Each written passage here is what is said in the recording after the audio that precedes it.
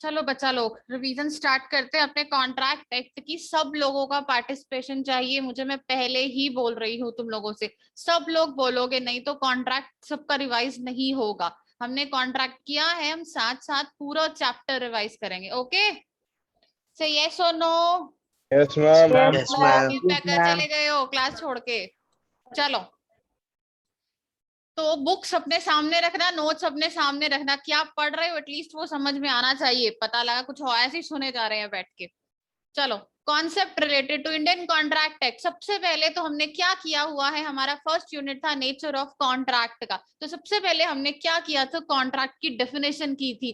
क्या था contract? An agreement which is Enforceable by law. By law. Yes, an agreement which is enforceable by law. एक agreement कैसे बनता है? Offer plus acceptance plus consideration plus Enforceability by law. Enforceability, ये चार चीजें होती हैं तो ही कॉन्ट्रैक्ट पॉसिबल होता है। Offer plus acceptance plus consideration plus enforceability, हमने ये चार चीजें ऐड की थी, तभी हमारा एक कॉन्ट्रैक्ट बनके खड़ा होता है। ठीक है, तो ऑफर होगा, एक्सेप्टेंस होगी, कंसिडरेशन होगी, इन्फोर्सिएबिलिटी होगी, मतलब हमारे पास एक लीगलिटी प्रूफ होगा, तभी एक कॉन्ट्रैक्ट बनेगा। इनमें से एक भी चीज मिसिंग तो कॉन्ट्रैक्ट नहीं बनेगा। तो क्या डेफिनेशन थी कॉन्ट्रैक्ट की? Agreement which is enforceable by law. Okay, ठीक है, यस और नो? Yes ma'am. उसके बाद हमने क्या सीखा था? अच्छा, एक मुझे चीज बताओ, क्या सारे एग्रीमेंट कॉन्ट्रैक्ट होते हैं? क्या सारे कॉन्ट्रैक्ट एग्रीमेंट नो हो मैम। सकते हैं? हम सारे कॉन्ट्रैक्ट एग्रीमेंट होते हैं। पर मैम सारे एग्रीमेंट कॉन्ट्रैक्ट नहीं होते। यस, सारे एग्रीमेंट कॉन्ट्रैक्ट नहीं हो सकते हैं। सारे कॉन्ट्रैक्ट तो एग्रीमेंट होंगे ही होंगे। ऐसे बहुत सारे एग्रीमेंट्स हैं जो कॉन्ट्रैक्ट की डेफिनेशन में नहीं जाते। फॉर एग्जांपल हमारे personal Illegal agreement. Agreement, social agreements, religious agreement, ऐसे डोमेस्टिक एग्रीमेंट्स, ऐसे हमने बहुत सारे एग्रीमेंट्स देखे थे जो हमारे क्या है, कॉन्ट्रैक्ट नहीं है। वो सिर्फ हम लोगों के लिए एग्रीमेंट है, लीगल बाइंडिंग वो एग्रीमेंट्स नहीं बनते थे। तो every agreement is a contract. ये एवरी का मतलब कौन सी टर्म ब्रॉडर है, कॉन्ट्रैक्ट और एग्रीमेंट? कौन एग्रीमेंट सी ब्रोडर है term? Ma'am. Yes, agreement brother है।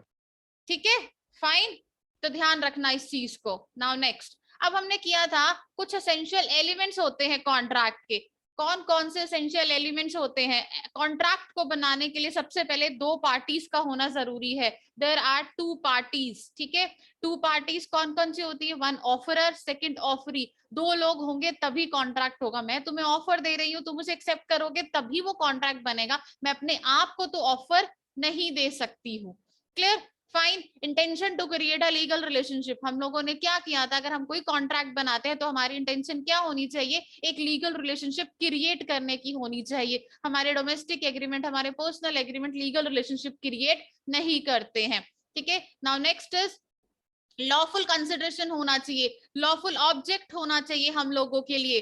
ठीक है, फ्री कंसेंट होनी चाहिए। क्या मैं तुम लोगों के साथ कॉन्ट्रैक्ट कर रही हूँ, कौन कौन सी चीजें होती है जिसमें फ्री कंसेंट नहीं होती है? Coercion, undue influence, misrepresentation. ठीक है, ये चार मिस्टेक, ये चार चीजें ऐसी होती है, फ्रॉड, जिसमें हमारी फ्री कंसेंट मिसिंग होती है। और अगर फ्री कंसेंट नहीं तो कॉन्ट्रैक्ट क्या बनता है? वॉइडेबल बनता है। अगर फ्री कंसेंट नहीं तो कॉन्ट्रैक्ट क्या बनेगा हम लोगों के लिए? वॉइडेबल बनेगा। हमने तीन तरीके के, ठीक है। उसके बाद नेक्स्ट, लॉफुल ऑफ कंसिडरेशन होना चाहिए, लॉफुल ऑब्जेक्ट होना चाहिए हम लोगों के पास। लॉफुल कंसिडरेशन, लॉफुल ऑब्जेक्ट, ठीक है। उसके बाद क्या था? सर्टेन होना चाहिए कॉन्ट्रैक्ट। मैं तुम लोगों के साथ एक कॉन्ट्रैक्ट कर रही हूँ जिसकी कोई सर्टेनिटी नहीं है, कोई अमाउंट फिक्स नहीं है, कुछ भी नहीं है। Contract should be certain and possible to perform. Contract always possible to perform होगा तभी वैलिड होगा, अदरवाइज वैलिड नहीं होगा। अगर वो पॉसिबल नहीं है, परफॉर्म करने लायक ही नहीं, इम्पॉसिबल है, तो वो कॉन्ट्रैक्ट क्या बन जाता है? वो कॉन्ट्रैक्ट बन जाता है वॉइड अब इनिशियो। ठीक है, हमने ऐसे बहुत सारे एग्रीमेंट किए थे जो इम्पॉसिबल है, जो हम परफॉर्म नहीं कर सकते हैं। हमने कॉन्ट्रैक्ट कितने टाइप्स के पढ़े हुए हैं? वैलिड कॉन्ट्रैक्ट पढ़ा हुआ है हम लोगों ने। ठीक है, वैलिड कॉन्ट्रैक्ट क्या होता है? Types of contract. Types of contract में कितने टाइप्स पढ़े हुए हैं? सबसे पहला वैलिड कॉन्ट्रैक्ट। कौन सा होता है वैलिड कॉन्ट्रैक्ट? जिसमें हम सारे एसेंशियल एलिमेंट्स यस होते हैं। जिसमें सारे एसेंशियल एलिमेंट्स होंगे इंडियन कॉन्ट्रैक्ट एक्ट के, वो कॉन्ट्रैक्ट वैलिड एग्रीमेंट होगा, वैलिड कॉन्ट्रैक्ट होगा। वॉइड कॉन्ट्रैक्ट कौन सा होता है? जो कॉन्ट्रैक्ट, ध्यान से सुनना, वॉइड कॉन्ट्रैक्ट कौन सा होता है? जो कॉन्ट्रैक्ट जब बनाया गया था वैलिड था, आफ्टर सम सर्कमस्टांसेस वो कॉन्ट्रैक्ट क्या हो गया था? वॉइड हो गया था। ऐसी बहुत सारी मिस हैपनिंग हो गई, इम्पॉसिबिलिटी हो गई, फिजिकल इम्पॉसिबिलिटी हो गई, लीगल इम्पॉसिबिलिटी होगी, जिसकी वजह से हमारा कॉन्ट्रैक्ट क्या बन गया? वॉइड कॉन्ट्रैक्ट बन गया। थर्ड हमने एक एग्रीमेंट देखा था, void ab initio. Void ab initio कौन सा एग्रीमेंट होता है? जो स्टार्टिंग Void से फ्रॉम द वेरी बिगिनिंग क्या होता है? वॉइड होता है, उसकी कोई वैलिडिटी नहीं होती। एक हमने पढ़ा था वॉइडेबल कॉन्ट्रैक्ट। वॉइडेबल कॉन्ट्रैक्ट क्या होता है? अग्रीव्ड पार्टी के ऊपर होता है जो यस एग्रीव्ड पार्टी के accept या पास reject। ऑप्शन होता है, eight the option of aggrieved party, की हम उस कॉन्ट्रैक्ट को एक्सेप्ट करें या फिर हम उस कॉन्ट्रैक्ट को क्या करें? रिजेक्ट कर दे। We have two options at the option of aggrieved party, इधर वो उसको एक्सेप्ट करे और उसको रिजेक्ट कर दे। वॉइडेबल कॉन्ट्रैक्ट की एक लाइन हमेशा याद रखना, वॉइडेबल वैलिड रहता है कॉन्ट्रैक्ट मैम ये। टिल वैलिड, जब तक उसे रिजेक्ट नहीं किया यस जाएगा, ma'am. Till it is rejected. Voidable contract always valid है जब तक उसको रिजेक्ट नहीं किया जाएगा, इस बात को अपने दिमाग में घुसा कर रखना, ठीक है। उसके बाद हमने किए थे कॉन्ट्रैक्ट के टाइप्स।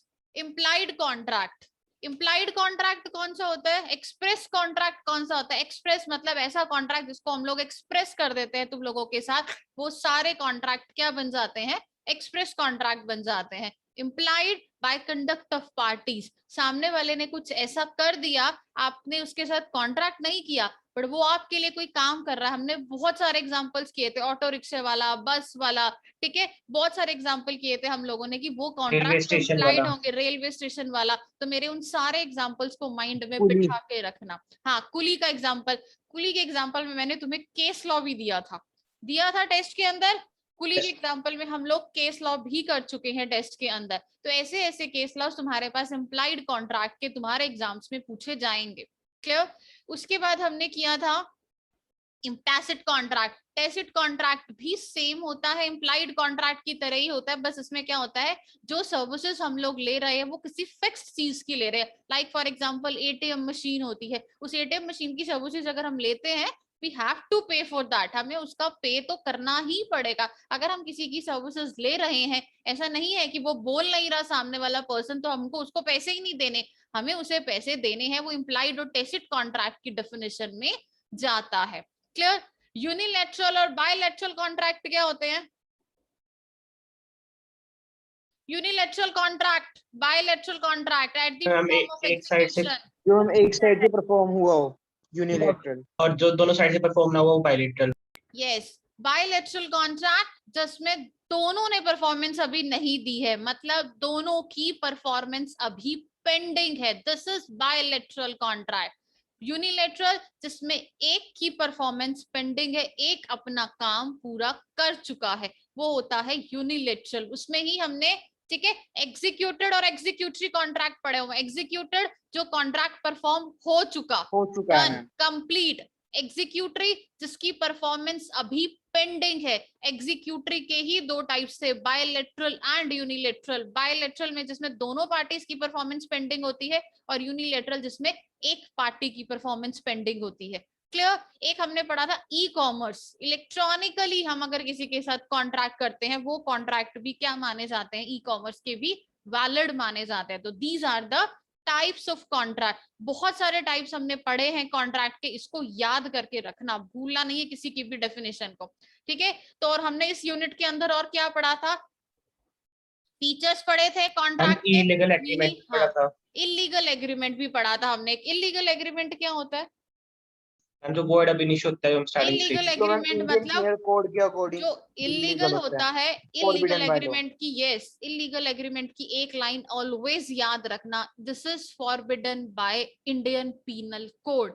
इंडियन पीनल कोड के हिसाब से जो एग्रीमेंट हम लोगों का करने लायक नहीं है, इलीगल है, वो इलीगल की डेफिनेशन में आएगा। Illegal attracts punishment, void agreement doesn't attract punishment. याद रखना, वॉइड एग्रीमेंट में ma'am. इम्पॉसिबली हम परफॉर्म नहीं कर सकते हैं, इलीगल भी हम परफॉर्म नहीं कर सकते हैं, दोनों में एक ही डिफरेंस है।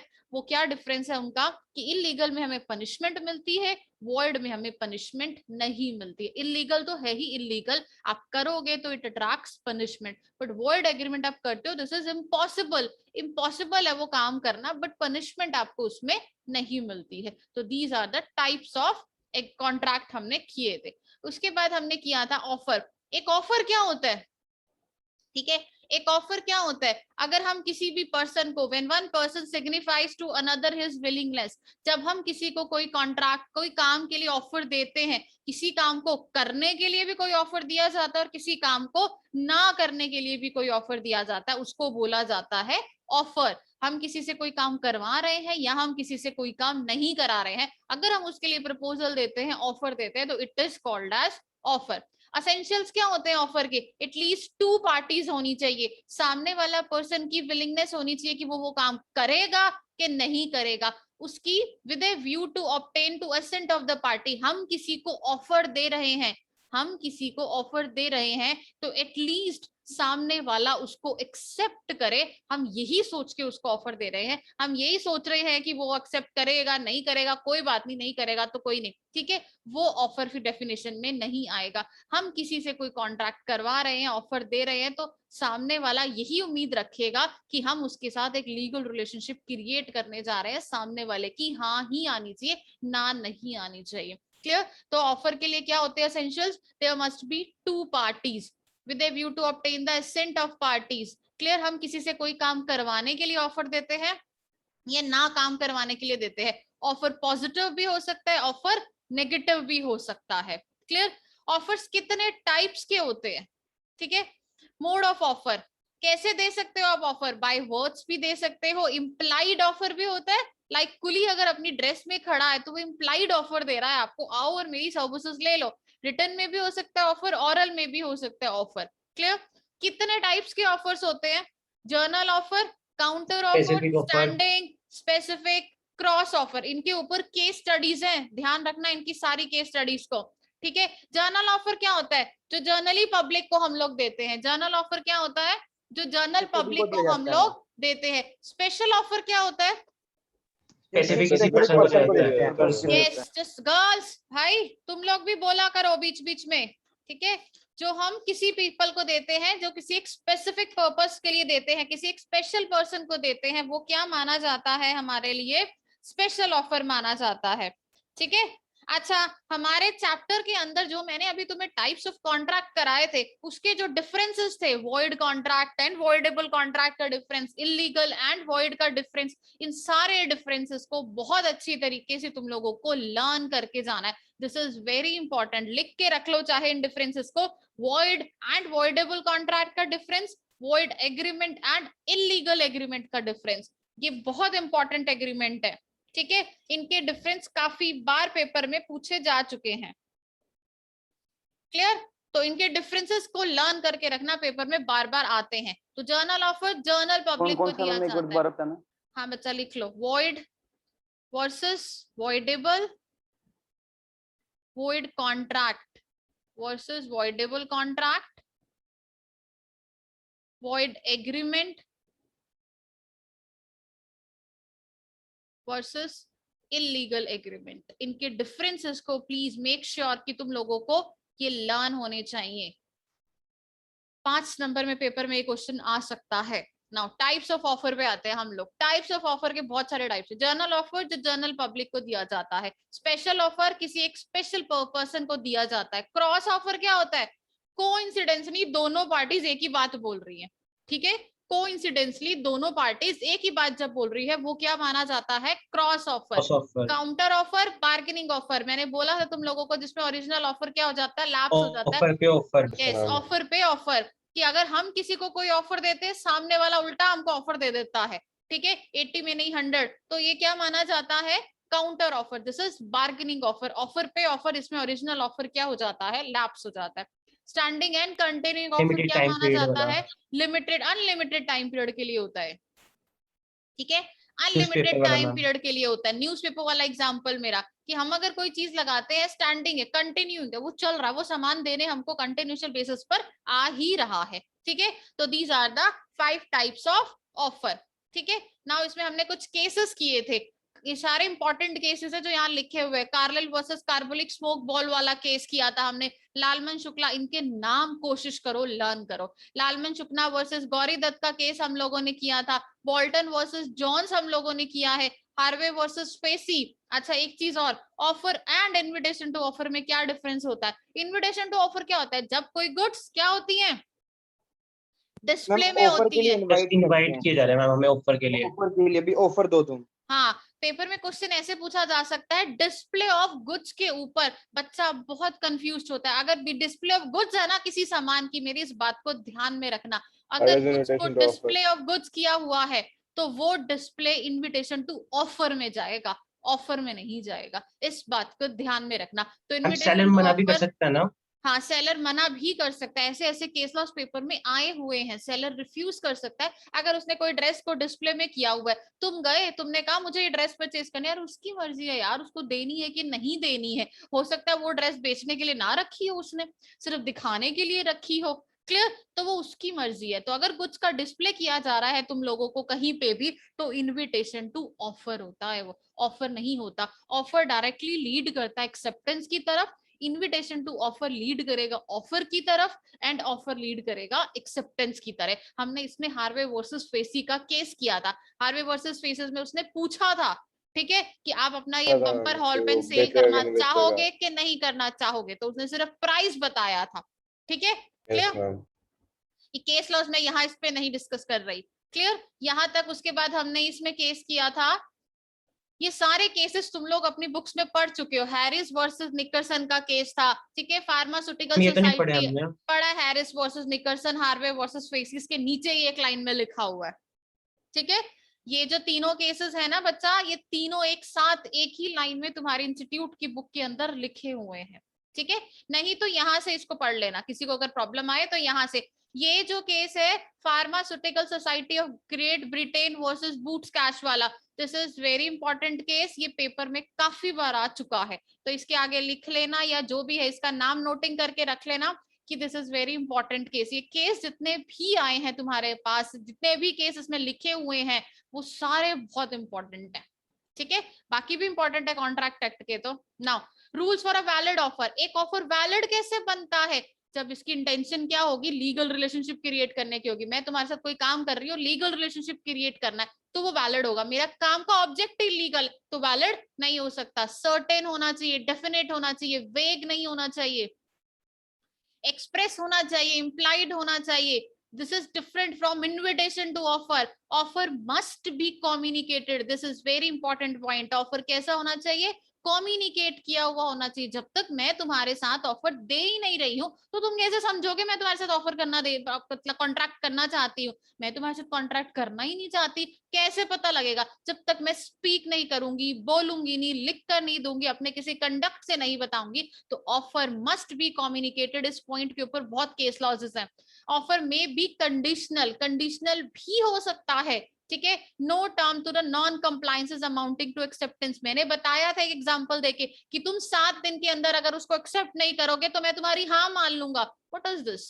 ठीक है, ऐसे थोड़ी होता है कि मैं तुम्हारे को एक ऑफर दे रही हूँ कि 7 दिन के अंदर तुमने रिप्लाई नहीं दिया ना मेरी क्लासेस का, तो मैं मानूंगी तुम मेरे से क्लास ले रहे हो, तो मैं तुम्हारे घर पहुंच जाऊंगी साइलेंस फीस कैन लेने लेवल पे के लिए। एक्सेप्टेंस। ऐसा नहीं हो सकता जब तक सामने वाला नहीं आपको कम्युनिकेट करेगा अपनी एक्सेप्टेंस, कॉन्ट्रैक्ट नहीं बनेगा। इस बात को ध्यान में रखना, जब तक सामने वाला कुछ नहीं बताएगा कॉन्ट्रैक्ट नहीं बनता। Clear? This is the offer. ये ऑफर के हमने सारी फीचर्स पढ़ लिए, टाइप्स ऑफ ऑफर पढ़ लिए, essential of offer and rules of a valid offer. और ऑफर में जितने केस लॉस थे वो सारे तुम लोगों को ध्यान से अच्छे तरीके से रीड करने हैं और लर्न करके रखने हैं। Now next is acceptance. क्या होती है पता है हम लोगों को? जब सामने वाला पर्सन ऑफर को क्या कर लेता है, एक्सेप्ट कर लेता है, तो वो क्या बन जाती है? एक्सेप्टेंस बन जाती है। क्लियर? तो एक्सेप्टेंस क्या है? Offer can be accepted only by the person. मैंने बताया हुआ है बोल्टन वर्सेस जॉन्स के केस में, ऑफर वही एक्सेप्ट करेगा जिसको दिया गया था, ऑफर वही एक्सेप्ट करेगा जिसको दिया गया था। क्लियर? स्पेसिफिक ऑफर हो तो उस पर्टिकुलर पर्सन को ही एक्सेप्ट करना है। जर्नल ऑफर वो तो किसी को भी एक्सेप्ट कर सकते हैं, कोई भी पब्लिक में कोई भी एक्सेप्ट कर सकता है जर्नल ऑफर का। तो बट ऑफर का रूल यही बनता है कि ऑफर जिस पर्सन को दी गई है, बोल्टन वर्सेस जॉन्स का केस इसमें भूलना मत, ठीक है। बोल्टन वर्सेस जॉन्स का केस इसके अंदर इंपॉर्टेंट है, इसको भूलना मत, लिख के रख लो यहाँ पर, ठीक है। स्पेसिफिक पर्सन को दिया है तो स्पेसिफिक पर्सन एक्सेप्ट करेगा। अगर हम जर्नल पब्लिक को दे रहे हैं तो जर्नल पब्लिक में से तो फिर कोई, कौन सा केस है जर्नल पब्लिक का? कार्लेल कार्लेल versus versus carbolic Carmoli smoke का। Ball yes, Company। कुछ बच्चों को याद है case yes loss, ma'am. Ma'am ठीक है। इन्फ्लुएंजा हो गया था मैम कार्लिल हाँ को। क्लियर, तो केस की स्टोरी याद है तुम लोगों को, गुड, ठीक है। नाउ लीगल रूल्स कौन से होते हैं एक्सेप्टेंस के?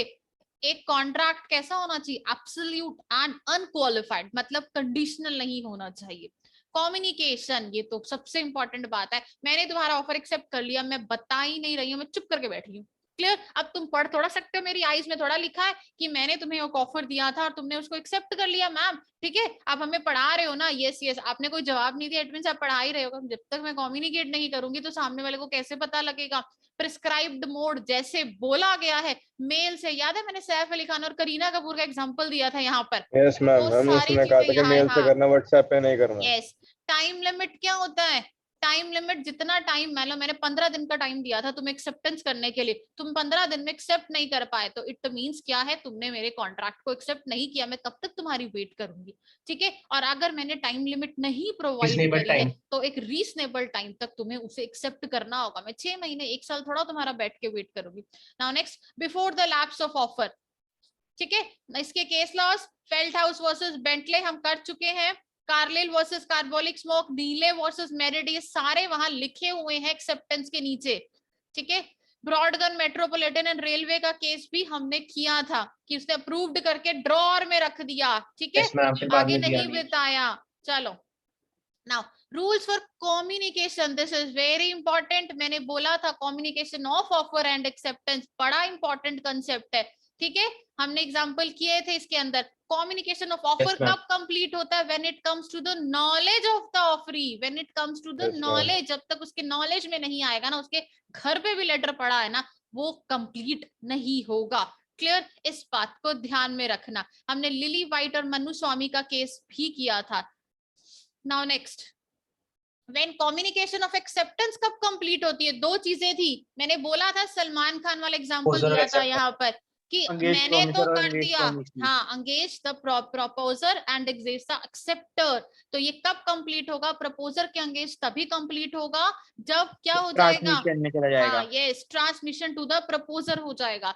as engage the acceptor when it comes to the knowledge of the proposer। इस लाइंस को लर्न करके रखना, ये तभी कंप्लीट होगा। ऑफर कब कंप्लीट होगा? When it comes to the knowledge of the offeree. Acceptance कैसे कंप्लीट होगा? There are 2 points, as against the proposer and as against the acceptor, ठीक है। तो इन दोनों से कंप्लीट होगी एक्सेप्टेंस, तभी कंप्लीट होगी। पोस्ट के थ्रू हम एक्सेप्टेंस कर रहे हैं, ये हमें पता है, ठीक है। when the letter of acceptance is posted as against the proposer complete हो जाएगा, as against the acceptor when the letter reaches the proposer। इस पॉइंट्स को लर्न करके रखना। डेट्स के ऊपर एग्जांपल आते हैं, मैंने तुम लोगों के साथ एग्जांपल्स भी तुम लोगों को हमने किए हुए हैं कि डेट्स के ऊपर एग्जांपल आते हैं। डेट्स आएंगी बहुत सारी, नाउ तुम्हें उसमें से डिसाइड करके बताना है कब ऑफर कंप्लीट हो रहा है, कब हमारा एक्सेप्टेंस कंप्लीट हो रहा है, क्लियर। नेक्स्ट क्या है?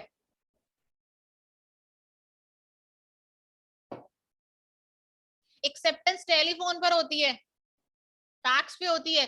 कैसा होना चाहिए? Offer is made by communication contract is completed. मैंने तुम्हें कोई ऑफर दिया है टेलीफोन में, इट शुड बी क्लियर होना चाहिए, सामने वाले पर्सन को समझ आना चाहिए, तभी वो कंप्लीट होगा। मेल पे दी है तो फोन करके क्या करोगे? उनसे कंफर्मेशन मांगोगे कि हमने आपको अपना ऑफर भेज दिया है। तो when the acceptance is received by the offeror, the contract is made at the place where the acceptance is received। जब एक्सेप्टेंस आ जाएगी तभी वो कंप्लीट होगा, अदरवाइज नहीं हो सकता। नाउ रिवोकेशन कब कंप्लीट होती है? ये लाइंस हमने लर्न की हुई, as against the person who makes it when it put into the course of transmission, as against the person to whom it is made when it comes to the knowledge। Revocation कब complete होती है बच्चा लोग? देखो ये नीचे लिखा हुआ है, कब कंप्लीट होती है ऑफर एंड एक्सेप्टेंस की रिवोकेशन? ऑफर में be revoked at the time before the communication Posted of off. Yes, जब तक वो लेटर पोस्ट नहीं कर देते ना उसको, जब तक वो लेटर पोस्ट नहीं कर देते ना ऑफरर को, तब तक ऑफर रद्द किया जा सकता है। और एक्सेप्टेंस जब तक जिसके पास तुमने अपनी एक्सेप्टेंस भेजी है वो उसको नहीं रीड कर लेता, आपके पास पूरा टाइम अपनी एक्सेप्टेंस को क्या करने का, रिवोक करने का। तो ऑफर में be revoked at the time before the communication of acceptance is complete as against the proposer. Proposer के अगेंस्ट जब तक वो कंप्लीट नहीं हो जाती तब तक आपके पास टाइम है कि आप उसको रद्द कर सकते। एक्सेप्टेंस एक्सेप्टर के अगेंस्ट जब तक लेटर नहीं उसके पास पहुंच जाता तब तक आपके पास टाइम है, आप उस एक्सेप्टेंस को क्या कर सकते हो, रद्द। यहां तक क्लियर?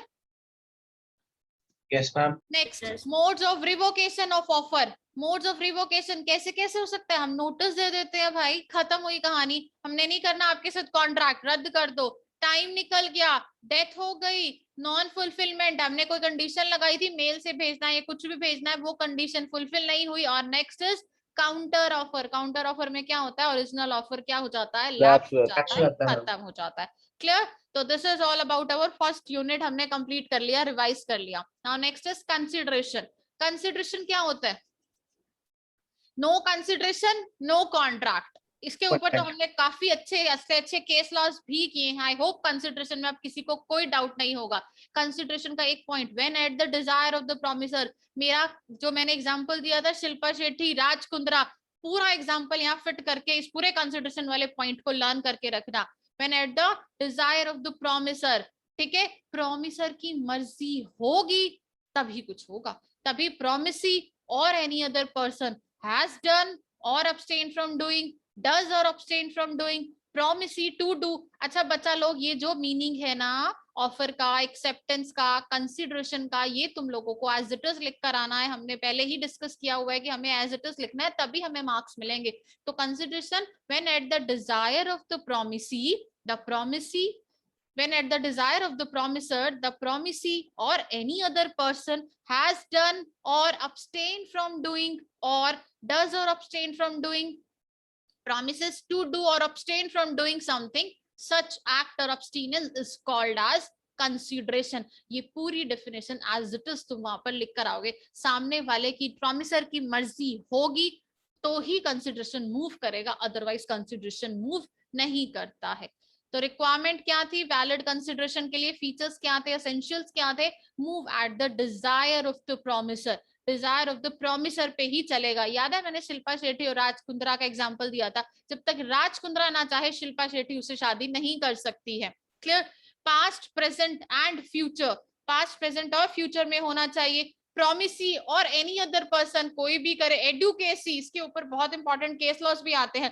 कंसिडरेशन का एडुकेट होना, ठीक है, कोई मायने रखता है? मायने नहीं रखता। कंसिडरेशन का होना मायने रखता है, ठीक है। एडुकेट होना ना होना ये मायने नहीं रखता। चाहे आप अपनी चीज को 10 लाख की चीज को 100 रुपए में बेचो, इससे कोई फर्क नहीं पड़ता, कंसिडरेशन का होना मायने रखता है। नेक्स्ट, नॉट बी अनलॉफुल, गलत नहीं होना चाहिए, इमोरल नहीं होना चाहिए, पोस्ट पब्लिक पॉलिसी नहीं होना चाहिए। Other than the promisor existing obligation, मैंने एक एक्सेप्शन दिया था तुमको फायर वाला, ठीक है। कंसिडरेशन रियल होना चाहिए, नॉट इन फेक नहीं होना चाहिए, ठीक है, रियल होना चाहिए। मैं तुमको कोई भी कॉन्ट्रैक्ट बोलती हूँ, पानी पिला दो, कुछ भी है, ठीक है, चांद तारे तोड़ लाऊंगा, मैंने एग्जांपल दिया था तुम लोगों को, वीडियो भी दिखाई थी हम लोगों ने, ठीक है। तो उसमें क्या है, रियल होना चाहिए, फेक नहीं होना चाहिए। तो consideration must be real, move at the desire of the promisor, past, present, adequacy, not be unlawful. तो ये सारे points essentials of a valid consideration के थे। रेलेवेंट केस लॉज भी पढ़े थे हमने, दुर्गा प्रसाद वर्सेस बालदेव का केस हमने किया हुआ है। मैम अगर पास्ट में बता दो कंसिडरेशन कैसे हो सकती है? पास्ट में कंसिडरेशन अभी बताती हूँ तुम लोगों को 5 मिनट के बाद, ठीक है। पहले मैंने बोला है तुम लोगों को, ये मेरी क्लास खत्म होने दो, रिवीजन क्लास। अगर किसी का कोई डाउट है तो नोट करके रखो, आफ्टर कंप्लीटिंग माय क्लास में तुम सबके सारे डाउट्स लूंगी, okay. Chinnaiya versus Ramaiya, Chinnaiya versus Ramaiya का केस किया था, इसके ऊपर लिख लो भाई, वेरी इंपॉर्टेंट केस लॉ, इसको भूलना नहीं है हम लोगों को। हम ऑलरेडी केस लॉस कर चुके हैं, इसके ऊपर 2-3 टेस्ट पे पेपर में क्वेश्चन कर चुके हैं हम लोग, अब कोई नहीं भूलेगा इस केस को, ठीक है। Now, suit by a third party on a agreement, doctrine of privity of a contract। suit by third party on agreement doctrine of privacy of क्या रूल था doctrine of privacy of contract का? कोई stranger जो है contract का वो case नहीं कर सकता, सू नहीं कर सकता दो पार्टीज को। Stranger to only parties, ध्यान से सुनो, only parties can sue each other. Stranger to a contract cannot sue. Only parties of the contract can sue each other. Stranger to a contract cannot sue. सिर्फ contract की parties एक दूसरे के ऊपर क्या कर सकती हैं? केस कर सकती हैं। स्ट्रेंजर टू कॉन्ट्रैक्ट केस नहीं कर सकता, but there are some exceptions. हमने कुछ एक्सेप्शंस की थी। बेनिफिशियरी ऑफ ट्रस्ट, ठीक है, beneficiary of Agent trust, relationship. Family settlement, assignment of contract, contract by agent, covenant running with land, suit can be filed with the third parties, acknowledgement of liability, हमने ये सारा किया था। Trust है तो beneficiary case कर सकता है, फैमिली सेटलमेंट में विडो केस कर सकती है, असाइनमेंट में असाइनी केस कर सकता है, एक्नॉलेजमेंट ऑफ लाइबिलिटी में जिसको एक्नॉलेजमेंट दी थी जिसके लिए वो केस कर सकता है, एजेंट के ऊपर केस हो सकता है, को प्रिंसिपल केस कर सकता है, covenant running with the land इसके ऊपर हम ऑलरेडी केस लॉ कर चुके हैं, ठीक है। मैंने केस लॉ दिया था तुम लोगों को, कोवेनेंट रनिंग विद लैंड, कुछ प्री कंडीशंस, कोवेनेंट का मींस क्या होता है? कुछ प्री कंडीशंस आती हैं, कुछ प्री कंडीशंस जो लैंड के साथ लगाई जाती है, कुछ प्री कंडीशंस जो लैंड के साथ लगाई जाती हैं। तो अगर आप उस कंडीशंस को फुलफिल नहीं करता सेकंड बायर, ठीक है, तो आप third party, as a third party आप केस कर सकते हो। क्लियर? नाउ नेक्स्ट, मोहरी बीबी वाला केस हम लोग कर चुके हैं। कॉन्ट्रैक्ट, अच्छा एक पॉइंट रह गया, कॉन्ट्रैक्ट विदाउट कंसिडरेशन, ये बहुत इंपॉर्टेंट है। बिना कंसिडरेशन के भी कॉन्ट्रैक्ट होता है, वैसे तो नहीं होता, but there are some exceptions. तो ये सारी क्या है?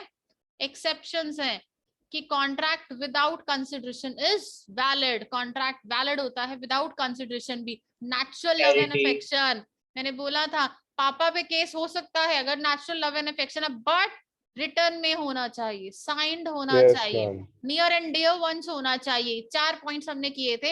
नेचुरल लव एंड अफेक्शन के अंदर क्या होना चाहिए? नियर एंड डियर वंस होना चाहिए, रिटर्न में होना चाहिए, रजिस्टर्ड में होना चाहिए, ठीक है। नेक्स्ट, प्रॉमिस टू पे टाइम बार डेब्ट, अगर कोई टाइम बार निकल गया, टाइम बार डेब्ट जिसका टाइम निकल चुका है, हमने फिर से प्रॉमिस कर दिया, क्लियर, तो हमें क्या करना है? उसको दोबारा से प्रॉमिस किया है अगर हमने उस टाइम बार डेब्ट के लिए, तो विदाउट कंसिडरेशन भी वैलिड हो जाएगा, ठीक है। बेलमेंट, चैरिटी, एजेंसी, ठीक है, वॉलेंट्री प्रॉमिसेस, सर्विसेज, यस, यहाँ पे लिखाओ voluntary, past voluntary services, voluntary, past voluntary services, compensation for past conditions, compensation for past voluntary services, ठीक है। पास्ट वॉलेंट्री सर्विसेज के लिए मैंने मैम वाला एग्जांपल दिया था, याद है? मैम का पर्स रह गया था और अगर वो बच्चा को लेके पहुंच जाता है, क्लियर? Everybody clear? अगर कोई डाउट हो तो पूछे ना अभी आफ्टर क्लास, फिर मुझसे सारे डाउट्स भी ले लेना। चलो, नाउ नेक्स्ट इज एक केस लॉ है केदारनाथ वर्सेस गौरी मोहम्मद वाला। सिंपल केस लॉ है, कुछ नहीं है, जस्ट फॉर द रीड कि चैरिटी क्या होती है, एक बार गई दोबारा वापस नहीं आती। मैंने कहीं चैरिटी कर दी, भूल जाओ, अगर उसने मेरे लिए कुछ नहीं किया ना तो कभी वापस नहीं आएगी। कल को मुझे पैसे की जरूरत पड़ गई और मैं अपनी चैरिटी उठा के ले आती हूँ वापस, कभी भी नहीं होगा। Clear? Competency of parties, competency क्या होती है? कौन कौन कॉन्ट्रैक्ट कर सकता है? Major, sound mind and person not disqualified by law, not disqualified by law, या पर्सन क्वालिफाइड बाय लॉ, कुछ भी बोल लो, ठीक है। अब कौन नहीं कर सकता? माइनर नहीं कर सकता, सबसे पहली बात। क्यों नहीं कर सकता? माइनर के साथ किए गए सारे कॉन्ट्रैक्ट क्या होते हैं? वॉइड अब इनिशियो होते हैं। माइनर अपनी माइनॉरिटी का फायदा उठा सकता है। Minor can be admitted on the benefits of partnership. Ratification minor के साथ अलाउड नहीं होती है। माइनर को अगर मैं कोई नेसेसिटी सप्लाई करती हूँ, तुम में से अगर मैं किसी को नेसेसिटी सप्लाई करती हूँ, only is state is liable, तो सिर्फ उसकी एस्टेट लाइबल होगी, सिर्फ उसकी प्रॉपर्टी लाइबल होगी, माइनर लाइबल नहीं होगा, ठीक है। गार्जियन के साथ कॉन्ट्रैक्ट होता है, ठीक है।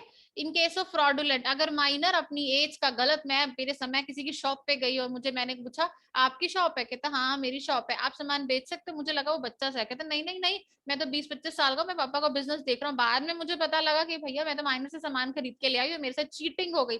माइनर अपनी एज का फायदा उठा के हमेशा बच जाता है, ठीक है।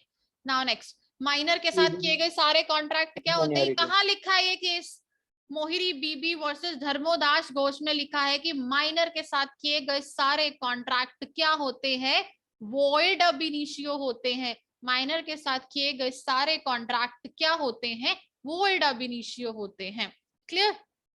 Now next, position of a person of sound mind. Sound mind कर सकता है कॉन्ट्रैक्ट, बट अनसाउंड माइंड नहीं कर सकता। यहाँ पे ना अनसाउंड कर लो, अनसाउंड माइंड क्यों नहीं कर सकता अनसाउंड माइंड कॉन्ट्रैक्ट, क्योंकि वो क्या है, अपने दिमाग में नहीं है। तो अनसाउंड माइंड में लेकिन तीन चीजें बताई थी मैंने तुम लोगों को। एक ऐसा पर्सन जो बिल्कुल इडियट पर्सन है, जिसका बिल्कुल ही माइंड स्टेबल नहीं है, जिसका कभी कभी इंटरवल्स में ठीक होता है, वो क्या होता है, हमने एक एग्जांपल्स कॉन्ट्रैक्ट कर किए थे। सकता है मैम। यस, तो हमने किया था कि अगर कोई पर्सन, हमने गजनी का एक एग्जांपल किया था, अनसाउंड माइंड में मतलब जिसका कभी कभी माइंड क्या होता है, कभी कभी उसका माइंड क्या होता है, अनस्टेबल हो जाता है, वो साउंड नहीं होता। तो जब वो अनसाउंड होता है तब कॉन्ट्रैक्ट नहीं कर सकता, पर फिर से जब वो साउंड होता है वो कॉन्ट्रैक्ट कर सकता है। ड्रंकर्ड पर्सन, इंटॉक्सिकेंट पर्सन, जब उन्होंने ड्रिंक की होती है तब वो कोई कॉन्ट्रैक्ट करते हैं तो वैलिड नहीं होता। ड्रग्स के नशे में कोई कॉन्ट्रैक्ट वैलिड नहीं होता। जैसे ही नेक्स्ट डे आया और उनका नशा बिल्कुल हट गया, उतर गया, वो वैलिड कॉन्ट्रैक्ट कर सकते हैं। क्लियर। और एक मैंने बोला था, अनसाउंड माइंड एक ऐसा पर्सन होता है who can not understand the nature, rationally जज नहीं कर सकता। मैंने इस पॉइंट पे फोकस दिया था कि अनसाउंड माइंड का पर्सन रैशनली जज नहीं कर सकता, वो अनसाउंड माइंड की डेफिनेशन में जाता है। सारे पागल ही नहीं अनसाउंड माइंड की डेफिनेशन में जाते। Clear, fine. जो कॉन्ट्रैक्ट की नेचर को नहीं समझता, उसे रैशनली जज नहीं कर सकता, वो पर्सन अनसाउंड माइंड है, उसके साथ किए गए सारे कॉन्ट्रैक्ट वॉइड होते हैं। Clear. Now, position of agreement with person unsound mind, unsound mind contract कर सकता है, नो नहीं कर सकता। अनसाउंड माइंड किसी भी टाइप का कॉन्ट्रैक्ट नहीं कर सकता है। जब वो साउंड माइंड है, यस वो कर सकता है, वैलिड हो जाएंगे। जब वो अनसाउंड माइंड है, he can not enter into a contract, उनके साथ किए गए सारे कॉन्ट्रैक्ट क्या हो जाएंगे, वॉइड हो जाएंगे। क्लियर। नाउ नेक्स्ट, इसमें लिखा हुआ है इडियट्स। इडियट्स कॉन्ट्रैक्ट कर सकते हैं, नहीं कर सकते। मतलब मैंने तीन चीजें लिखवाई थी, पूरा पागल, आधा पागल, कभी कभी पागल। क्लियर। तो इडियट्स की डेफिनेशन मतलब जो उसको बिल्कुल भी नॉलेज नहीं है। ड्रंकन, कभी कभी उसको कुछ समझ होती है। Clear, fine. तो ये सारे के सारी चीजें क्या थी हम लोगों की, ड्रंकन, इंटॉक्सिकेंट, इडियट्स, ये सारे पर्सन अनसाउंड माइंड की डेफिनेशन में जाते हैं। तो अनसाउंड माइंड के साथ कोई भी किया गया एग्रीमेंट क्या माना जाता है, वॉइड माना जाता है। Clear. Now next, person disqualified by law. कौन कौन से ऐसे पर्सन है जो डिस्क्वालिफिकेशन में आते हैं, अलाइन एनिमीज, फॉरेन एम्बेसडर्स। मैंने बोला था वीवीआईपी पर्सन्स होते हैं कुछ हमारे यहाँ पर, भैया इनके साथ कॉन्ट्रैक्ट करोगे ना, इन पे केस ही नहीं कर सकते तुम लोग। तो क्या है, गवर्नमेंट ने तुम्हें डिस्क्वालिफिकेशन ही दे दिया है कि अब जो फॉरेन के एम्बेसडर्स है, फॉरेन की, यूएसए का प्राइम मिनिस्टर, यूएस का प्राइम मिनिस्टर, यूएसए का प्रेसिडेंट, आप इन लोगों के ऊपर केस कर सकते हो? कर तो सकते हो, होगा कुछ नहीं। कर तो सकते हो, लॉ कहता कर लो, ठीक है, लेकिन होगा कुछ नहीं। ठीक है, तो इससे बेटर है मत ही करो।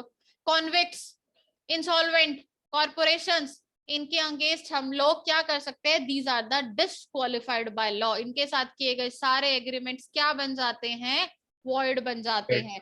इनके साथ किए गए सारे एग्रीमेंट्स क्या होते हैं, वॉइड होते हैं। क्लियर। सो नेक्स्ट मतलब हम अपने पॉइंट पे जंप करते हैं, फ्री कंसेंट। फ्री कंसेंट कब मिसिंग होती है भाई, जब कंसेंट नहीं होती कॉन्ट्रैक्ट बनता है। पहले तो मुझे ये बताओ, when there is no contract consent, then there is a contract और no contract? No ma'am, no contract ma'am.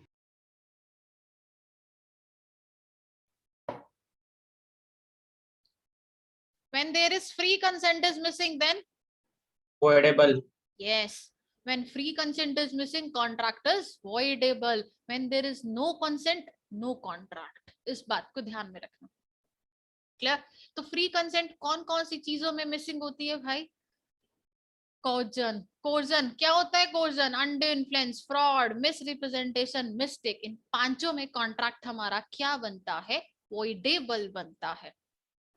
ठीक है। कोर्जन, कोर्जन का मींस क्या, हम कोई ऐसा काम, तो वर्ड नहीं होता। हाँ कभी कभी होता है वॉइड भी और वॉइडेबल भी। ठीक है। Committing of any act which is forbidden by the Indian penal code. Coercion के अंदर हमने कोई ऐसा काम किया है जो इंडियन पीनल कोड के हिसाब से गलत है। हम किसी को डरा रहे हैं, धमका रहे हैं, गन पॉइंट पे हम किसी से कॉन्ट्रैक्ट साइन कर रहे हैं, उसे धमकी दे रहे हैं, उसकी प्रॉपर्टी को जब्त करने का, किसी भी तरीके से डरा के हम उसे कॉन्ट्रैक्ट करा रहे हैं। तो फिजिकली अगर हम किसी के ऊपर प्रेशर पुटअप करते हैं, अगर हम किसी के ऊपर फिजिकली प्रेशर डालते हैं, तो वो कोर्जन होता है। कॉन्सिक्वेंसेस क्या होते हैं कोर्जन के? कॉन्ट्रैक्ट क्या बनता है? Eight the option of aggrieved party contract is voidable. Clear? Now next, undue influence क्या होता है? अनड्यू इन्फ्लुएंस मतलब जब हम किसी की डोमिनेटिंग, disturbed. ठीक है, मेंटली हम किसी के ऊपर प्रेशर डालते हैं। मेंटली अगर हम किसी के ऊपर प्रेशर डालते हैं, और मेंटली कैसे? हम अपनी विल का, मतलब अपनी जो पोजीशन है हमारे पास, हम उस विल का फायदा उठाते हैं, हम अपनी पोजीशन को डोमिनेट कर देते हैं, फायदा उठाते हैं। जब dominate the position will of other, dominating party के साथ, ठीक है, गलत हो रहा है। बहुत सारे एग्जांपल्स दिए थे मैंने, doctor, patient, advocate, client, clear, spiritual adviser, बहुत सारे ऐसे लोग हैं जो एम्प्लॉयर एंड एम्प्लॉय का रिलेशनशिप, बहुत सारे लोग हैं जो अंडर इन्फ्लुएंस करते हैं हम लोगों के साथ, जो अपनी पावर का मिसयूज करते हैं। बेसिकली मिसयूज करते हैं मतलब वो अपनी पोजीशन को डोमिनेट कर देते हैं, ठीक है, फाइन। तो वो हमारा फायदा उठाते हैं। इफेक्ट क्या होता है अंडर इन्फ्लुएंस का? Contract is voidable at the option of aggrieved party, ठीक है। Next is fraud. फ्रॉड क्या होता है? जानबूझकर हम किसी के साथ कुछ गलत कर रहे हैं।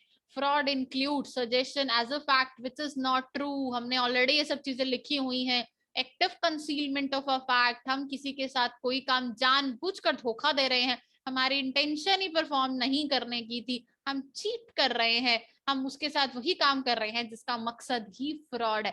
बेसिकली जानबूझकर अगर हम किसी को चीट करते हैं तो it is called as fraud. Fraud कैसे हो सकता है? By whom when fraud is to be exercised। Effect क्या होते हैं अच्छा फ्रॉड के? मुझे पहले तो ये बताओ, इफेक्ट्स क्या होते हैं फ्रॉड के? आप कॉन्ट्रैक्ट कैंसिल कर सकते हो, डैमेजेस Voidable क्लेम होता है कर ना। सकते हो, परफॉर्मेंस ले सकते हो। अब सबसे important point, does mere silence is amount to fraud? This is very No, ma'am. Important point. क्या हमेशा चुप रहना फ्रॉड होता है? नो। No, ma'am. बट हमेशा चुप रहना फ्रॉड नहीं होता, बट कहीं कहीं चुप रहना फ्रॉड है। क्लियर? तो जर्नल रूल क्या है? General rule, mere silence as to act is not fraud. मतलब हमेशा चुप रहना फ्रॉड नहीं होता। मैं अब किसी की शॉप पे जाऊं और सामान अपने हिसाब से खरीद के लेकर आ रही हूँ, मेरी मर्जी है ना, मैंने सामान उठाया, वो बेचारा तो सामान बेच रहा है। अब ऐसे तो वो बताता रहेगा कि मेरी दुकान पे ये सामान खराब पड़ा है, ये एक्सपायर्ड पड़ा है, फटा हुआ है, मत लेके जाओ, तो उसका सामान कौन लेगा? तो वो चुप था, तो इट मींस उसने मेरे साथ कोई फ्रॉड नहीं किया, मुझे देखकर लेकर आना चाहिए था। बट कुछ एक्सेप्शंस थी इसकी, where there is a duty of a person to speak and his silence is equivalent to speech. हमने अभी अभी टेस्ट में ये केस किया है। क्या? where there is a duty of a person to speak and his silence is equivalent to speech is amount to fraud। जहां सामने वाले पर्सन की ड्यूटी होती है बोलने की, like insurance contract, marriage contract, बहुत सारे ऐसे कॉन्ट्रैक्ट थे जहां आप लोगों को बोलना है, बात करनी है, आपको बताना है। अगर आप चुप रहे तो सामने वाला यही समझेगा कि आप उसके साथ चीटिंग कर रहे हो। हमने इसके अंदर एक हॉर्स वाला एग्जाम्पल किया था। क्लियर? तो उस एग्जाम्पल ma'am. को लर्न करके रखना, दिया भी था। ठीक है। नाउ केस लॉस, उसके बाद मिस्टेक, पहले मिस रिप्रेजेंटेशन है, 10th के बाद 11th। मिस रिप्रेजेंटेशन क्या होता है? मिस रिप्रेजेंटेशन मतलब हम जानबूझकर किसी को कोई ऐसी स्टेटमेंट नहीं दे रहे हैं, हमें भी नहीं पता था कि वो हमने जो स्टेटमेंट दी है वो गलत है। मुझे भी नहीं पता था कि मैंने तुमको बताया पेपर नवंबर में होने हैं, और हमने इसके कुछ एक्सेप्शंस किए थे बच्चा मिस रिप्रेजेंटेशन के। मैंने बताया था कि अगर you have a reasonable chance to discover it, अगर आपके पास रीजनेबल चांस है। मिस रिप्रेजेंटेशन क्या हुआ? इनोसेंटली अगर हमारे से गलती हो जाती है, इनोसेंटली फॉल्स स्टेटमेंट जाती है। मेरी गलती नहीं थी, मुझे नहीं पता था, लेकिन मैंने फिर भी तुमको गलत स्टेटमेंट दे दी। क्लियर? फाइन। तो कॉन्ट्रैक्ट तो वॉइडेबल ही बनेगा, ठीक है। बट अगर तुम्हारे पास रीजनेबल चांस था उसको डिस्कवर करने का, मैंने बोला था, मैंने एग्जांपल दिया था कि मैंने बताया तुम लोगों को एग्जाम तुम्हारे नवंबर में होना है, बट मुझे भी नहीं पता था कि नवंबर से शिफ्ट होकर 1.5 दिसंबर में हो चुकी है। जैसे अभी तुम्हारी नोटिफिकेशन आई है क्लियर, फाइन, मुझे भी नहीं पता था। क्लियर, मैंने तो तुम्हें बोला नवंबर में होंगे और तुम्हारे पास पूरा चांस था, तुम गूगल पे चेक कर सकते थे, ICAI की साइट पर चेक कर सकते थे, तुम सब जगह चेक कर सकते थे, अपने दोस्तों से पूछ सकते थे। मेरी बात पर विश्वास क्यों किया? तुमने भी तो गलती करी, तो गलती गलती माफ। अदरवाइज गलती करी है, सही हो, ठीक है, जानबूझ के की हो गई हो गलती तो गलती है, कॉन्ट्रैक्ट तो वॉइडेबल ही बनेगा। बट अगर if you have a reasonable chance to discover it, तो वो मिस रिप्रेजेंटेशन के एक्सेप्शन में जाएगा, देन कॉन्ट्रैक्ट वैलिड हो जाएगा, वॉइडेबल नहीं होगा। इस बात को ध्यान में रखना, ठीक है। Now next, mistake. मिस्टेक क्या होती है? हमने किया था, गलती हो जाती है हमारे से किसी चीज के लिए भी, तो कॉन्ट्रैक्ट क्या बन जाता है? वॉइड बन जाता है। मिस्टेक के अंदर क्या था? बहुत सारी मिस्टेक्स होती हैं। मिस्टेक ऑफ लॉ, तो अगर फिर इंडियन मैंडेटरी लॉ की थोड़ी होगा। मिस्टेक गलती मानी जाएगी कि वैलिड नहीं है। मानी जाएगी? वैलिड है भाई, ये तो इंडिया लॉ की गलती गलती नहीं है। अब तुम्हें पता है कि चालान कटेगा, हम ड्राइव अगर रेड लाइट से क्रॉस कर देंगे, ड्रिंक एंड ड्राइव में चालान है, तुम जानबूझ के गाड़ी लेकर जा रहे हो, ठीक है। अब तुम ये कहोगे हमें तो पता ही नहीं था, सॉरी सर, हमें नेक्स्ट टाइम से हम ध्यान रखेंगे। वो मानेंगे क्या? वो नहीं मानेंगे पुलिस वाले। तो इंडियन लॉ की mistake, there is no excuse. हमने इसका एक मैक्सिम भी किया था, वो लर्न करके रखना, ठीक है। Mistake of foreign law, mistake को फॉरेन लॉ मान ली जाएगी, छोड़ दिया जाता है तुम लोगों को कुछ फर्स्ट केसेस के टाइम हो अंदर। तो भी पहली बात है तो छोड़ेंगे, कॉमन सी बात है। अब कोई फॉरेनर यहाँ पे आके गाड़ी चला रहा है, उस बेचारे को क्या पता, इंडिया में तो ट्रैफिक का कोई रूल्स ही नहीं है, बहुत गंदे तरीके से यहाँ लोग गाड़ी चलाते हैं, क्लियर, फाइन। तो फिर उसको फिर भी छोड़ दिया जाएगा कि इंडिया के लॉ के बारे में उसे कोई नॉलेज नहीं है। Mistake of fact, bilateral, unilateral. Bilateral में किसकी गलती होती है? दोनों पार्टीज की गलती होती है, दोनों को ही नहीं पता जिसके ऊपर वो डील कर रहे हैं, वो कॉन्ट्रैक्ट, वो सब्जेक्ट मैटर ही खत्म हो चुका है। क्वालिटी, क्वांटिटी, बहुत सारे सब्जेक्ट मैटर के ऊपर मिस्टेक हो सकती है। यूनिलेटरल, एक पार्टी की गलती होती है, नाम लिखना था राम, ठीक है, द सुपरवाइजर, नाम लिख दिया कुछ और, ठीक है, तो राम थे, लिखा नहीं राम के साथ कास्ट क्या थी, तो किसी पियोन को वो लेटर चला गया। मैंने एक एग्जांपल लिखवाया था, तुमने एक ब्लाइंड मैन से या ओल्ड लेडी से कॉम्प्रोमाइज डीड साइन करवानी थी और साइन करा ली तुमने उससे पार्टनरशिप डीड, उसको पता ही नहीं था, तो एक ही पार्टी की गलती है ना, ठीक है, दो पार्टीज की गलती कैसे हो सकती है?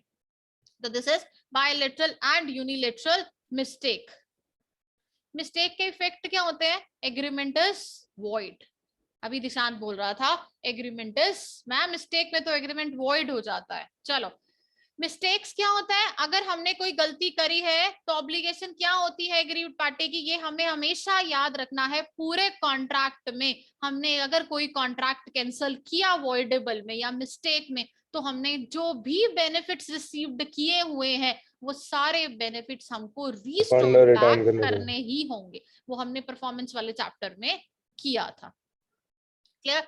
अच्छा, अब ये डिफरेंसेस है कोर्जन एंड अंडू इन्फ्लुएंस के, this is very important differences, लिख के रखो, हमने डिफरेंसेस वाले पार्ट में भी लिखा हुआ है, क्लियर। तो इन सारे डिफरेंसेस को अच्छे तरीके से लर्न करके रखना, तो एक से दो क्वेश्चन कम से कम तुम्हारे पेपर में डिफरेंसेस के आते हैं।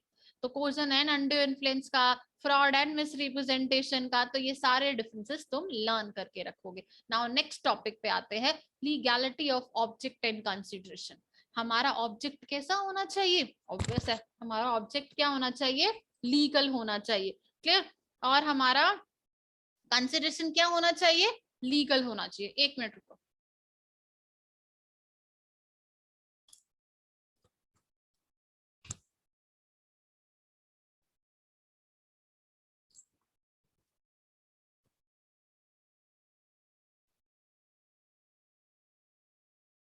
ठीक है, legality of object and consideration. तो हमारा ऑब्जेक्ट, अच्छा इसमें लिखा हुआ है, अगर हमारा ऑब्जेक्ट फॉरबिडन बाय लॉ है, हम कोई ऐसा काम कर रहे हैं जो कि इंडियन पीनल कोड के अकॉर्डिंग गलत है, लाइक मर्डर कर रहे हैं हम किसी का, तो वो ऑब्जेक्ट ही क्या है? गलत है। तो एग्रीमेंट क्या बनेगा? वॉइड बनेगा। हम Void. लॉ के प्रोविजंस को डिफीट कर रहे हैं। मैंने बोला था इनडायरेक्टली, अगर हम डायरेक्टली हमें किसी काम को करने से मना किया जाता है, हम वही काम इनडायरेक्टली कर रहे हैं, किसी और के थ्रू करवा रहे हैं, क्लियर, तो भी एग्रीमेंट वॉइड है। हम कोई ऐसा काम कर रहे हैं जो फ्रॉड है, then agreement is void. It involves and implies injury to any person. मैंने एग्जांपल दिया था, मेरी बुक किसी और को बेच दी तुमने बिना मुझे बताए, तो वो मुझे नुकसान पहुंचा रहे हो, तुम जानबूझ के कर रहे हो। इट इज इमोरल और oppose to public policy, agreement is void. अगर आप कोई भी ऐसा काम करते हो जो गलत है, क्लियर, फॉरबिडन बाय लॉ है, हम किसी का मर्डर करते हैं, हम डिफीट करते हैं लॉ के प्रोविजंस को, हमें कोई काम करने से मना किया गया है इंडिया के लॉ के अकॉर्डिंग, हम उसे फिर भी इनडायरेक्टली तरीके से जानबूझ के किसी और के थ्रू करा रहे हैं, वो गलत है। जो काम फ्रॉड है वो भी गलत है। हम किसी को नुकसान पहुंचा रहे हैं, किसी की प्रॉपर्टी को नुकसान पहुंचाने की कोशिश कर रहे हैं, किसी पर्सन को हार्म पहुंचाने की कोशिश कर रहे हैं, हमारा ऑब्जेक्ट किसी की प्रॉपर्टी को बिल्कुल खत्म कर देना, तो this agreement is void. Immoral और अपोज टू पब्लिक पॉलिसी, हमने अपोज टू पब्लिक पॉलिसी के बहुत सारे एग्जांपल्स दिए थे, नीचे दिया भी हुआ है। Agreement against with oppose to public policy, हम किसी एनिमी के साथ बिजनेस करते हैं, oppose to public policy. Stifling prosecution, क्या था भाई stifling prosecution? Ma'am police officer वगैरह किसी को रोकना, हाँ मतलब इन्वेस्टिगेशन से रोकना। यस, हम पुलिस ऑफिसर को रोकते हैं उसकी इन्वेस्टिगेशन करने से। रेड मूवी याद है, मैंने इसमें रेड मूवी का एग्जांपल दिया था। हम अजय देवगन को रोकते हैं, पुलिस ऑफिसर को अगर हम उसकी कार्यवाही करने से, उसकी इन्वेस्टिगेशन को कंप्लीट करने से रोकते हैं, इट मींस हम गलत कर रहे हैं। ठीक है, मेंटेनेंस एंड टेम्पैरिटी, हम किसी की हेल्प करते हैं। अच्छा मुझे बताओ, मेंटेनेंस एंड टेम्पैरिटी वैलिड था कि वॉइड था? मैम वैलिड है। यस, ये एक इकलौता पॉइंट था जो वैलिड था। लेकिन अगर अनरीजनेबल टर्म से मेंटेनेंस की गई है, मेंटेनेंस क्या होता है? मेंटेनेंस का मीन्स क्या होता है कि हम कोर्ट में किसी को हेल्प करते हैं, मान लो किसी ने बिना केस किसी फाइल बेनिफिट करना के। है, मैं कोर्ट के केस को मेंटेन करने में, कोर्ट के केस को मेंटेन करने में मैं तुम्हारी हेल्प कर रही हूँ। तुम्हारे पास पैसा नहीं है, सपोज मैं तुम्हारे पास हेल्प कर रही हूँ कि करो केस करो, मैं तुम्हारी हेल्प करूंगी, मैं तुम्हारी हेल्प करूंगी, I will maintain your case, this is maintenance. और टेम्पैरिटी क्या था? मैं तुम्हारी हेल्प करूंगी but I will give a, ठीक है, I will take a share, मैं उसमें से क्या लूंगी? शेयर लूंगी। मैं तुम्हारी हेल्प कर रही हूँ, पर अगर तुम केस जीत गए तो उसका 10% मेरा है। This is champerty. और maintenance and champerty is valid, but there are some exceptions कि अगर अनरीजनेबल टर्म से की गई है, जानबूझकर आप किसी के ऊपर केस फाइल करा रहे हो, आप किसी का सहारा लेकर किसी के साथ कुछ गलत करा रहे हो और केस को मेंटेन करा रहे हो, झूठा केस किसी के ऊपर मेंटेन करा रहे हो, तो वो पूरी की पूरी मेंटेनेंस एंड टेम्पैरिटी क्या बन जाएगी? वॉइड बन जाएगी। क्लियर? तो एग्रीमेंट अपोज टू पॉलिसी में हमने कौन कौन से पॉइंट्स देखे? अगर हम किसी एलियन एनिमी के साथ कॉन्ट्रैक्ट करते हैं, अगर हम किसी एलाइन एनिमी के साथ कॉन्ट्रैक्ट करते हैं, मतलब दूसरी कंट्री के साथ during the time period of war, अगर हम उन कंट्रीज के साथ क्या करते हैं? कॉन्ट्रैक्ट करते हैं, तो this agreement is oppose to public policy. Stifling prosecution क्या होता है? पुलिस ऑफिसर को उसकी कार्यवाही करने से अगर हम रोकते हैं तो वो भी कॉन्ट्रैक्ट वॉइड हो जाते हैं। मेंटेनेंस की, हम किसी को कोर्ट केस मेंटेन करने के लिए हेल्प करते हैं। Maintenance and champerty is valid, but there are some exceptions कि अगर हम अनरीजनेबल मीन से किसी के ऊपर एक्सेप्ट करवाते हैं तो वो क्या माना जाएगा? वॉइड माना जाएगा। रिस्ट्रेंट ऑफ पब्लिक लायबिलिटी, किसी की आजादी को हम रोक देते हैं, हम किसी को बंधक बना के रखते हैं। क्लियर? हम किसी की पर्सनल लाइबिलिटी को नुकसान पहुंचाते हैं, पर्सनल राइट्स को नुकसान पहुंचाने की कोशिश करते हैं, these agreements are void. Interference in the course of justice, जज को रोकते हैं डिसीजन लेने में। क्लियर? मोनोपोली क्रिएट करते हैं, टाइटल्स खरीदते हैं, आईएएस ऑफिसर का टाइटल खरीद के बैठ गए हम, ठीक है, खरीद लिया पद्म भूषण अवार्ड, फाइन, ये सब एग्रीमेंट्स वॉइड है। किसी के पेरेंटियल राइट्स में मेंटर करते हैं, मैंने एग्जांपल दिया था तुम लोगों को, brokerage contract, marriage brokerage contract, ठीक है। रिस्ट्रेंट ऑफ लीगल प्रोसीडिंग, हम किसी को क्या करते हैं? लीगल प्रोसीडिंग से रोकते हैं। ये तीनों चीजें हमने अलग की थी, restraint of legal proceeding and restraint of trade. Restraint of legal proceeding क्या होता है? मैं किसी को भी इंडिया में केस करने से नहीं रोक सकती हूँ। अगर किसी के साथ गलत हुआ है तो उसके पास केस करने का right as per Indian constitution आ गया। तो अगर मेरे के ऊपर किसी ने केस करना है तो मैं उसको रोकती हूँ, तो वो सबसे बड़ा गलत काम है। मैं किसी को केस करने से इंडिया में नहीं रोक सकती। रिस्ट्रेंट ऑफ ट्रेड, मैं किसी को बिजनेस करने से इंडिया में नहीं रोक सकती। रिस्ट्रेंट ऑफ मैरिज, मैं किसी को शादी करने से नहीं रोक सकती। बट कुछ एक्सेप्शंस थी इसके अंदर, शादी करने से रोक सकती हूँ, इसकी क्या एक्सेप्शन थी? माइनर। यस, माइनर, हम माइनर को रोक सकते हैं, उसके ऊपर अगर हमने कोई रिस्ट्रिक्शन लगाया तो these agreements are valid. Otherwise किसी भी नॉर्मल पर्सन को शादी करने से रोकना, अगर कोई एग्रीमेंट आपके साथ साइन करता है तो सारे के सारे एग्रीमेंट क्या बन जाते हैं? वॉइड बन जाते हैं। रिस्ट्रेंट ऑफ ट्रेड, एक्सेप्शन क्या थी? Sale of goodwill, service agreement, trade agreement, yes, exception क्या थी? Sale of goodwill, service agreement. ठीक है, हमने किसी को अपनी गुडविल बेची और हमने उसको बोला 4 साल या 2 साल आप हमारे यहाँ पे बिजनेस नहीं कर सकते, बट लाइफ टाइम और फॉरएवर मना करना क्या था? वॉइड। अगर हम किसी को लाइफ टाइम मना करते हैं, हमेशा के लिए कहते हैं हम उसको कि तुम बिजनेस मत करना, ठीक है, ये रिस्ट्रिक्शन हम तुम्हारे ऊपर लगा रहे हैं, कभी बिजनेस नहीं करोगे तुम, ठीक है, हमें बेच कर जा रहे हो अपनी गुडविल, कभी बिजनेस मत करना, ऐसा कभी पॉसिबल नहीं होगा। These all agreements are void. Legal proceeding, exception, arbitration. ठीक है, तो एक्सेप्शन क्या है लीगल प्रोसीडिंग की? आर्बिट्रेशन। हमें केस आर्बिट्रेशन में करना है, कोर्ट में नहीं जाना। दिस इज द एक्सेप्शन कि हम अगर किसी के ऊपर ऐसी रिस्ट्रिक्शन लगाते हैं, और एक मैंने बोला था एरिया वाइज भी हम रिस्ट्रिक्शन लगा सकते हैं। क्लियर? अगर हमें सेलर अगर कोई रिस्ट्रिक्शन लगाता है कि आपको केस करना है सिर्फ हमारे ही एरिया में आकर करना है, जुरिस्डिक्शन में केस करना है, आप किसी और जुरिस्डिक्शन में केस नहीं कर सकते हो, तो दीज एक्सेप्शंस आर वैलिड। इस बात को ध्यान में रखना, भूलना नहीं है, इसके ऊपर इन सारे पॉइंट्स के ऊपर केसेस आने वाले हैं। चलो नाउ नेक्स्ट। ठीक है, अब ये नीचे दिया ही हुआ है, agreement which expressly declared void, agreement is incompetent to party, void होता है, मिस्टेक वॉइड होता है, agreement consideration of object is unlawful, void होता है। अच्छा, तुमसे वो पूछ सकता है ऐसे कौन कौन से एग्रीमेंट है जो वॉइड है? ये सारे लिखे हुए हैं यहाँ पर एक ही जगह पर, ये सारे एक ही जगह पर लिखे हुए हैं कि ऐसे कौन कौन से एग्रीमेंट्स है जो वॉइड होते हैं पूरे कॉन्ट्रैक्ट एक्ट के अंदर। Agreement in restraint of trade void, agreement in restraint of legal proceeding, trade करने से रोकना without consideration is void, restraint of marriage which is not certain, ठीक है, reciprocal promises to do things legal and also illegal, इसके ऊपर हमने case किया है, ओपीएम ले लो या राइस ले लो। Agreement contingent on impossible events, agreement by way of wager, ये सारे एग्रीमेंट्स, ये जो चार्ट बना है ये सारे agreement these are the void agreements, तो ध्यान रखना इसको। अच्छा, जो बिल्कुल इलीगल होते हैं कॉन्ट्रैक्ट वो क्या माने जाते हैं? वॉइड। अब इनिशियल छोटी छोटी सी बातें हैं, इनको ध्यान में रखा करो। नाउ नेक्स्ट यूनिट पे आते हैं हम अपने आपने परफॉर्मेंस। जैसे बोला था कि अगर एक चीज राइस हो दूसरी अगर ओपीएम है तो वो पूरा हाँ, कॉन्ट्रैक्ट मैम वॉइड अब इनिशियल बन जाएगा। अभी आएगा आगे वो, ठीक है, अभी ये पॉइंट्स आगे आने वाले इसी चैप्टर के अंदर ही, ठीक है। चलो, concept related to performance of contract and breach of contract. अब 2 यूनिट हमारे इसमें कवर होंगे, performance and breach. Last unit रह जाएगा हमारा कंटिंजेंट एंड कॉजी। तो सबसे पहले हम यूनिट करते हैं अपना परफॉर्मेंस।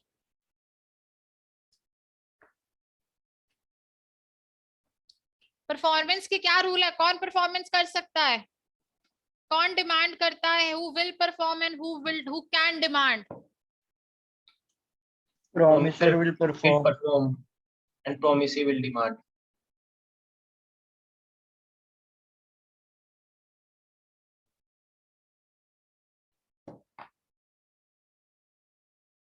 चलो, performance of contract, meaning of performance. अच्छा, पहले बताओ परफॉर्मेंस क्या होती है? कितने टाइप्स की परफॉर्मेंस हो सकती है? हम एक्चुअली भी परफॉर्म कर सकते हैं और हम अटेम्प्टेड भी परफॉर्मेंस कर सकते हैं। तो टाइप्स ऑफ परफॉर्मेंस, परफॉर्मेंस क्या होती है? जब हम किसी काम की अपनी प्रोमिसेस को, अपनी ऑब्लिगेशन को परफॉर्म करते हैं, it is called as performance. Types of performance, actually भी परफॉर्म हो सकता है, अटेम्प्टेड भी हो सकता है। अटेम्प्टेड परफॉर्मेंस को टेंडर टू परफॉर्म भी कहते हैं।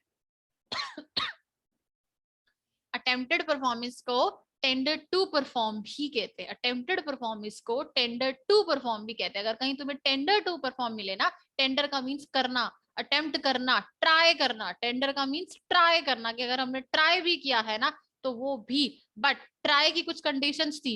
हमें ट्राई कैसे करना है? हमें ट्राई विद कंडीशंस करना है, प्रॉपर, ऐसा नहीं कि अनकंडीशनल उल्टी पुल्टी टर्म्स के साथ हम ट्राई करी जा रहे हैं। तो these are the 2 types of performance, actually and attempted. ठीक है, एक्चुअल अटेम्प्टेड रिपीट करना मैम। अटेम्प्टेड में क्या होता है? Where a promisor made an offer to the promisee, हम ट्राई करते हैं। मैं तुम लोगों को बोल रही हूँ मेरी क्लास के लिए आ जाना, मैं 4 बजे का तुम्हें मैसेज कर रही हूँ, बार बार कर रही हूँ, मैं 4 बजे क्लास ले लो, 4 बजे क्लास ले लो, बट तुम लोग कोई रिप्लाई नहीं दे रहे हो। मैं थोड़े दिन देखूंगी तुम लोगों को, उसके बाद मेरी कोई रिस्पॉन्सिबिलिटी नहीं है रिवीजन करवाने की। मैंने बार बार तुम लोगों को बोला मैं रिवीजन करा रही हूँ कॉन्ट्रैक्ट की, मुझे रिवीजन ले लो, 4 बजे ले लो, 5 बजे ले लो, बट तुम्हारा आगे से कोई रिस्पॉन्स नहीं आ रहा। मैं लॉग इन कर रही बट तुम लोग नहीं कर रहे हो, तो इट मीन्स मैंने अपनी साइड की अटेम्प्टेशन कर दी, टेंडर टू परफॉर्म कर दी, प्रॉमिसी ने परफॉर्मेंस को नहीं लिया है, तो कॉन्ट्रैक्ट क्या हो जाएगा, खत्म हो जाएगा। तो फिर promisor is not liable to take any responsibility.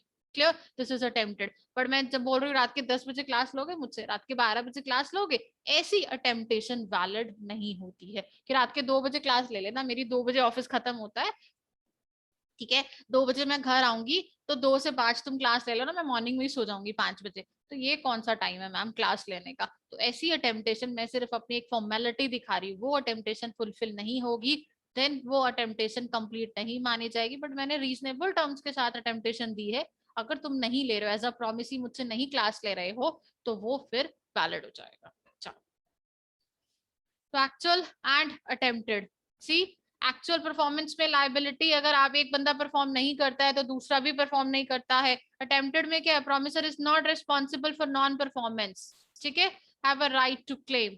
Who can demand, who may demand, ये हम पढ़ चुके हैं, प्रॉमिसी डिमांड कर सकता है, legal representative, third party, joint promises, ठीक है। तो कौन कौन डिमांड कर सकता है, promisee, legal representative, third party and joint promisor. Who may perform, this is important, who may perform, promiser perform कर सकता है। और अगर उसका कॉन्ट्रैक्ट है पर्सनल स्किल्स का, तो कौन परफॉर्म कर सकता है, सिर्फ promiser. Other than personal skills कोई भी परफॉर्म कर सकता है। Other than personal skills legal representative भी परफॉर्म कर सकता है, एजेंट भी परफॉर्म कर सकता है। थर्ड पर्सन कब परफॉर्म कर सकता है, बोलो? ये थर्ड प्रॉमिस लग पर्सन, गई हो शायद। असाइनमेंट ऑफ हाँ, जब कॉन्ट्रैक्ट। प्रॉमिसी, यस, जब प्रॉमिसी एग्री हो जाता है, जब प्रॉमिसी एग्री हो जाता है तब ही थर्ड पर्सन परफॉर्म करेगा, अदरवाइज नहीं। जब प्रॉमिसी रेडी नहीं है किसी थर्ड पार्टी से लेने के लिए एक्सेप्ट परफॉर्मेंस, तो कैसे कॉन्ट्रैक्ट कर लोगे आप? आपको कि मैंने तो नहीं लेना था इससे, आपने इसके साथ क्यों सामान भेज दिया? तो जब थर्ड प्रॉमिसी रेडी होगा तभी थर्ड पर्सन परफॉर्म करेगा। ओके, लाइबिलिटीज क्या होती हैं जॉइंट प्रोमिसर की? Joint and several. Liabilities of joint promisee is joint and several. अच्छा, एक joint promisor की डेथ होती है, this is important point, ठीक है। Liabilities of joint promisor is joint and several.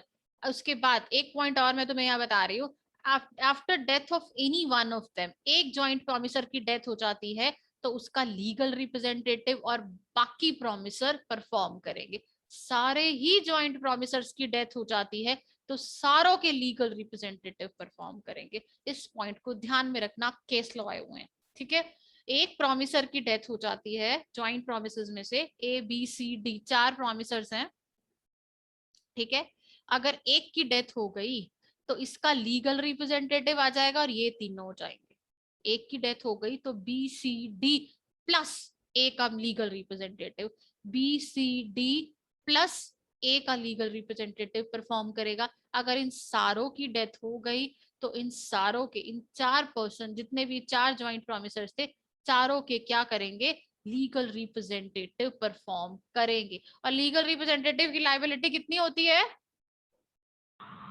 Ma'am? जितना उसे ट्रांसफर मिला है उससे उतनी होती है। यस, जितनी एस्टेट उसके नाम ट्रांसफर होकर आई है, जितनी एस्टेट उसके पास है एज पर गार्जियन, ठीक है, उतनी ही लायबिलिटी उसकी बनती है। इस पॉइंट को केस लॉ के पॉइंट ऑफ व्यू से इंपॉर्टेंट मार्क कर लो, केस लॉ पूछा जा सकता है इसमें से। चलो, अच्छा, एक हमने किया, हाँ बच्चा, रिप्रेजेंटेटिव ना हो, रिप्रेजेंटेटिव ना हो तो कुछ भी नहीं होगा, फिर लॉस, ठीक है। हमने एक पॉइंट किया था, succession and assignment. Succession and assignment क्या होता है? सक्सेशन क्या होता है भाई, और असाइनमेंट क्या होता है? सक्सेशन बताया था मैंने, बाय ऑपरेशन ऑफ लॉ तुम्हें कोई प्रॉपर्टी ट्रांसफर हो रही है, डेथ के बाद बाय होता है। डेथ के बाद, यस, जब डेथ हो जाती है तो डेथ के बाद कोई प्रॉपर्टी सक्सेशन में ट्रांसफर होती है। सक्सेशन में राइट्स प्लस लायबिलिटीज दोनों ट्रांसफर होती है। असाइनमेंट में क्या होता है, हम वॉलंटरी अपने राइट्स को किसी को ट्रांसफर कर ट्रांसफर सकते कर हैं, सकते हैं, पर लायबिलिटी नहीं कर लाइबिलिटीज सकते नहीं हैं। लेता हमारी कोई, जब तक कोई सामने वाला रेडी नहीं होगा लाइबिलिटी लेने के लिए हम उसे नहीं दे सकते हैं। तो असाइनमेंट्स में सिर्फ और सिर्फ वॉलंटरी ट्रांसफर होता है, only rights can be transferred या benefits can be transferred, but succession में rights and liabilities by operation of law both can be transferred. succession and assignment का डिफरेंस एग्जाम के पॉइंट ऑफ व्यू से important है, लिख के रखो, लिख के रखो बच्चा लोग। Succession and assignment, succession and assignment का डिफरेंस एग्जाम के पॉइंट ऑफ व्यू से इंपॉर्टेंट मार्क कर लो। नेक्स्ट, टाइम एंड प्लेस की क्या वो होती है, ये हमें पता है ma'am. Time is not specified, with in the reasonable time हमको परफॉर्मेंस करना है, टाइम बताया है, ठीक है, but promise is to be performed without promisee application, तो यूजुअल बिजनेस आवर्स के अंदर, ठीक है। प्लेस इज नॉट सेटिस्फाइड और स्पेसिफाइड, सॉरी प्लेस नहीं बताया तो रीजनेबल प्लेस पे चले जाओ कहाँ पे भाई, कॉन्ट्रैक्ट हुआ है? ठीक है, नॉर्मल सी बात है, रात को जहाँ पे कॉन्ट्रैक्ट हुआ उसी जगह पे चले जाओ। या ऑफिस का सामान है तो तुम्हें लगता है यार ऑफिस का सामान है, ये घर का नहीं है, ऑफिस दे आओ ना, ऑफिस का सामान घर पे तुम्हें पता है ये ऑफिस का ऑफिस फर्नीचर है, तो घर का नहीं है तो घर क्यों जा रहे हो तुम। तो रीजनेबल जो भी जगह होती है वहां पर जाके दे दो, ठीक है, नहीं तो उसको बोलो यहीं से ही ले जाए। क्लियर। मैनर ऑफ परफॉर्मेंस या फिर जैसा बताया गया है वैसा का वैसा हमें परफॉर्म करना है। मान लो उन्होंने बोला रात के 10 बजे डिलीवरी देनी है गोडाउन में, तो 10 बजे ही देनी पड़ेगी तुमको, अगर उन्होंने स्पेसिफाइड कर दिया। Time is N essence factor, क्या था इसके अंदर, अगर टाइम एसेंस फैक्टर है तो कॉन्ट्रैक्ट वैलिड और वॉइड, वॉइडेबल, क्या बोला था मैंने, बताओ भाई। अगर टाइम एसेंस है कॉन्ट्रैक्ट के लिए तो कॉन्ट्रैक्ट क्या बन जाता है, अगर टाइम पे पूरा नहीं होता,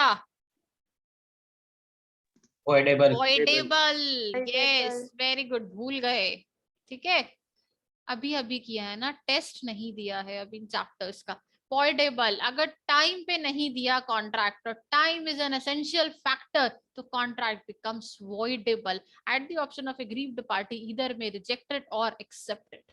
तो अगर time is an essential factor तो कॉन्ट्रैक्ट इज वॉइडेबल, और अगर time is not essential factor तो कॉन्ट्रैक्ट क्या बन जाएगा, परफॉर्मेंस करोगे नहीं करोगे तो वो आपकी मर्जी है ना, वॉइड बना दो वैलिड रख लो, वो आपके ऊपर है। चलो ठीक है, तो ये सारे पॉइंट्स इसी से रिलेटेड है। नाउ सुपर, अच्छा एक मिनट रुको, हाँ, इम्पॉसिबिलिटी ऑफ परफॉर्मेंस, ये हमें पता है, अगर परफॉर्मेंस इम्पॉसिबल है, परफॉर्म करने लायक ही नहीं है, एक ऐसा कॉन्ट्रैक्ट है, void ab initio.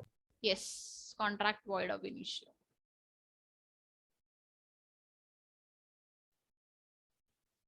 Impossibility existing eight the time of contract और इनिशियल इम्पॉसिबिलिटी, ये हमने बहुत अच्छे तरीके से वॉइड कॉन्ट्रैक्ट में समझी है चीजें।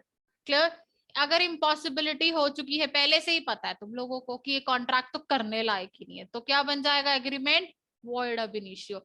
If unknown to the parties तो भी वॉइड, क्योंकि दोनों पार्टीज की मिस्टेक है। अगर एक पार्टी को पता है कि वो काम नहीं हो सकता है तो जिस पार्टी की गलती, कंपनसेशन किससे लोगे, हमारे कॉन्ट्रैक्ट में जिस पार्टी की जिसको गलती पता होती होता है, यस, जिसकी गलती होती है, जिसका डिफॉल्ट होता है, उसी से कंपनसेशन लेते हो तुम लोग, ठीक है। Now next, supervening impossibility, contract क्या बन जाता है, वॉइड, एग्रीमेंट के void contract. Supervening Void impossible, contract. Yes, supervening impossibility में कॉन्ट्रैक्ट बनता है void contract, not void agreement. हमने कॉन्ट्रैक्ट किसी के साथ किया था, बियॉन्ड द कंट्रोल हो गया प्रोमिसर के, अब वो परफॉर्म नहीं कर सकता है तो वो वॉइड कॉन्ट्रैक्ट बन जाएगा। हमने बहुत सारे एग्जांपल्स किए थे, किसी के साथ फिजिकल इम्पॉसिबिलिटी हो जाती है, लीगल इम्पॉसिबिलिटी हो जाती है, कुछ मिस हैपनिंग हो जाती है, सब्सिक्वेंट इम्पॉसिबिलिटी हो जाती है, ठीक है, सामान खराब हो गया, खत्म हो गया अर्थक्वेक में, लॉ ने बैन कर दिया, वॉर हो गई, किसी भी डेथ हो गई प्रॉमिसर की, इसी टाइप का कोई भी सुपरवीनिंग इम्पॉसिबिलिटी आती है तो कॉन्ट्रैक्ट वॉइड बनता है। कॉन्ट्रैक्ट क्या बनता है, वॉइड बनता है। Now next is discharge of contract. कैसे कैसे डिस्चार्ज होता है, पहला परफॉर्मेंस कर दी, कॉन्ट्रैक्ट डिस्चार्ज हो गया, डिस्चार्ज बाय परफॉर्मेंस, परफॉर्मेंस कर दी, कॉन्ट्रैक्ट क्या हो गया, डिस्चार्ज हो गया, हमने Counter परफॉर्मेंस offer. करी, काउंट, ठीक है, नॉर्मल सी बात है, मैंने तुम्हें बोला मेरे लिए परफॉर्म करोगे, तुमने परफॉर्म कर दिया, मैंने पैसे दे दिए, खत्म हुई, हमारा बैच खत्म हो जाएगा, परफॉर्मेंस होगी, डिस्चार्ज हो गया। डिस्चार्ज बाय म्यूचुअल एग्रीमेंट, हम दोनों ने मिलकर डिसाइड कर लिया हमने नहीं कॉन्ट्रैक्ट करना भाई, ना मुझे तुम्हारे साथ कॉन्ट्रैक्ट नहीं करना, तो म्यूचुअल एग्रीमेंट से भी डिस्चार्ज हो जाता है। Discharge by impossibility of performance, performance करने लायक ही नहीं रहा वो contract, by lapse of time, by operation of law and by breach of contract, अभी हम पढ़ने वाले हैं।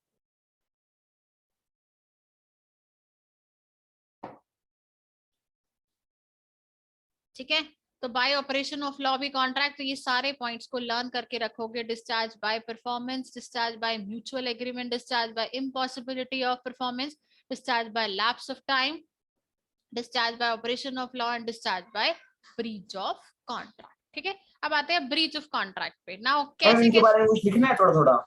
हाँ बच्चा, लिखना है। डिस्चार्ज ऑफ कॉन्ट्रैक्ट का अगर टॉपिक आता है तो एक्सप्लेन तो करके आओगे, ये तो चार्ट बना हुआ है, नॉर्मल क्रक्स है सिर्फ, ये पूरे कॉन्ट्रैक्ट का कंक्लूजन है, सिर्फ रिवीजन है इन चार्ट्स के अंदर, बट तुम्हें एक्सप्लेन करना है इनको with explanation. Okay ma'am. Breach of contract, breach of contract कब होते हैं भाई? नॉर्मल सी बात है, दो पार्टीज है ए और बी, बी ने परफॉर्मेंस देने से मना कर दिया, ए और बी दो पार्टीज हैं, बी ने परफॉर्मेंस देने से क्या कर दिया? मना कर दिया, कॉन्ट्रैक्ट करने से तोड़ दिया, तो हो जाएगा breach of contract. There are two types of breach of contract, कौन कौन सा होता है? टाइप्स ऑफ ब्रीच, एक्चुअल और एंटीसिपेटरी। Anticipatory एक्चुअल breach क्या हो। होती है? सो गए हो? एक्चुअल और एंटीसिपेटरी मैम। ब्रीच, ठीक है। एक्चुअल ब्रीच, एक्चुअल ब्रीच मतलब actual During breach the performance या performance की due date पे ma'am. Specified date, due date पे मना कर दिया या ड्यूरिंग द परफॉर्मेंस मना कर दिया। Actual Specific date. Performance during the performance मना कर दिया या ड्यू डेट पर मना कर दिया, this is actual breach of contract. Time से पहले मना कर दिया, टाइम से पहले मना कर दिया तो क्या बनेगा? एंटीसिपेटरी ब्रीच ऑफ performance करने से पहले कॉन्ट्रैक्ट। यस, टाइम से पहले मना कर देना एंटीसिपेटरी ब्रीच, ड्यू डेट पे मना करना, ड्यूरिंग द परफॉर्मेंस मना करना एक्चुअल ब्रीच। ध्यान में रखना इन बातों को, एंटीसिपेटरी ब्रीच टाइम से पहले मना हो गया है, और एक्चुअल ब्रीच ड्यू डेट पे मना कर दिया या ड्यूरिंग द परफॉर्मेंस मना कर दिया। अब ब्रीच तो हो गया, कॉन्ट्रैक्ट तो टूट गया, डैमेजेस मांगोगे कि नहीं मांगोगे? यस मैम, मांगेंगे डैमेजेस, तो हमें मांगना ही पड़ेगा। तो सबसे पहले कौन कौन सी रेमेडीज हम लोगों के पास अवेलेबल है? ठीक है, डैमेज भी क्लेम कर सकते हैं हम लोग और रेमेडीज भी क्लेम कर सकते हैं। तो कौन कौन सी रेमेडीज हम लोगों के पास अवेलेबल है? पहला, रीसेशन ऑफ कॉन्ट्रैक्ट। रीसेशन ऑफ कॉन्ट्रैक्ट क्या होता है?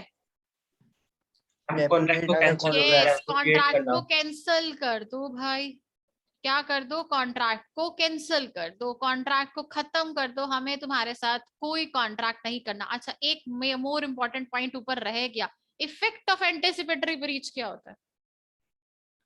इफेक्ट ऑफ एंटीसिपेटरी ब्रीच, हम जनरली साथ साथ मना कर देते हैं और वो कैंसिल हो जाता है, बट कुछ अगर वेट करनी होती है तो अगर उन्होंने बोला कि अगर तुम्हें चाहिए होगा सामान तो रख लेना, तो बस उसमें अगर परफॉर्मेंस की पॉसिबिलिटी नहीं रही तो फिर उसमें yes, जाता है ma'am. Anticipatory breach there are two types, I mean to say two ways की तरीके से हम इफेक्ट ऑफ एंटीसिपेटरी ब्रीच देख सकते हैं।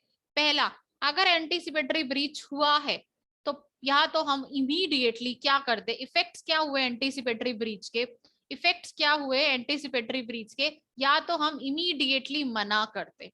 इफेक्ट्स क्या हुए एंटीसिपेटरी ब्रीच के, या तो हम इमीडिएटली रिफ्यूज कर दे, मना करते, नहीं करना भाई, तुमने नहीं कराना हमारे साथ कॉन्ट्रैक्ट, ठीक है, तुमने टाइम से पहले बता दिया, ओके जी जाओ अब अपने रास्ते, हम अपने रास्ते, जहां से सामान मिलता है ले लेना, हम कॉन्ट्रैक्ट क्या करते हैं।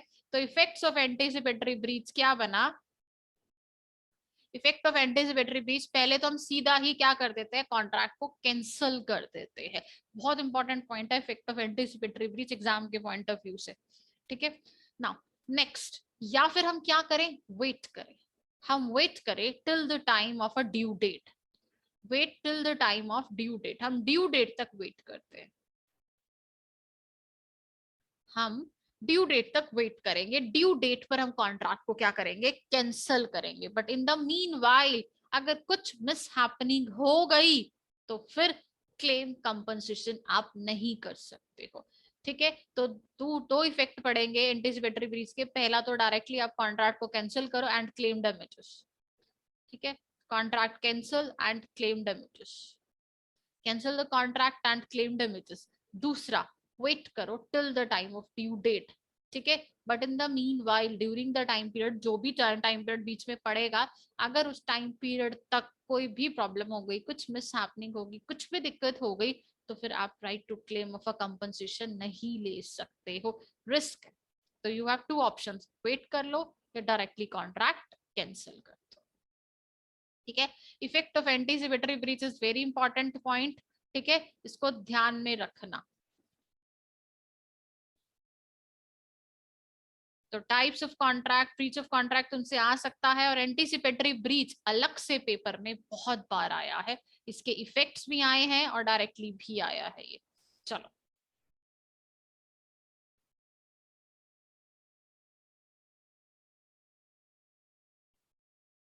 ना नेक्स्ट। अब बात आती है कि अगर हमारे साथ किसी ने कॉन्ट्रैक्ट को तोड़ दिया हो तो मैम हम क्या करें, हम डैमेजेस क्लेम कर लेते हैं। क्लियर? अब डैमेजेस कैसे क्लेम करें हम,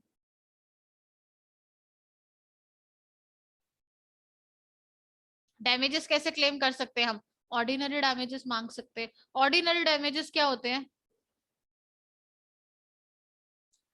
ऑर्डिनरी डैमेजेस डायरेक्टली तो हमें नेचुरली तो दिखाई दे रहा है, हम डायरेक्टली वो डैमेज क्लेम कर सकते हैं।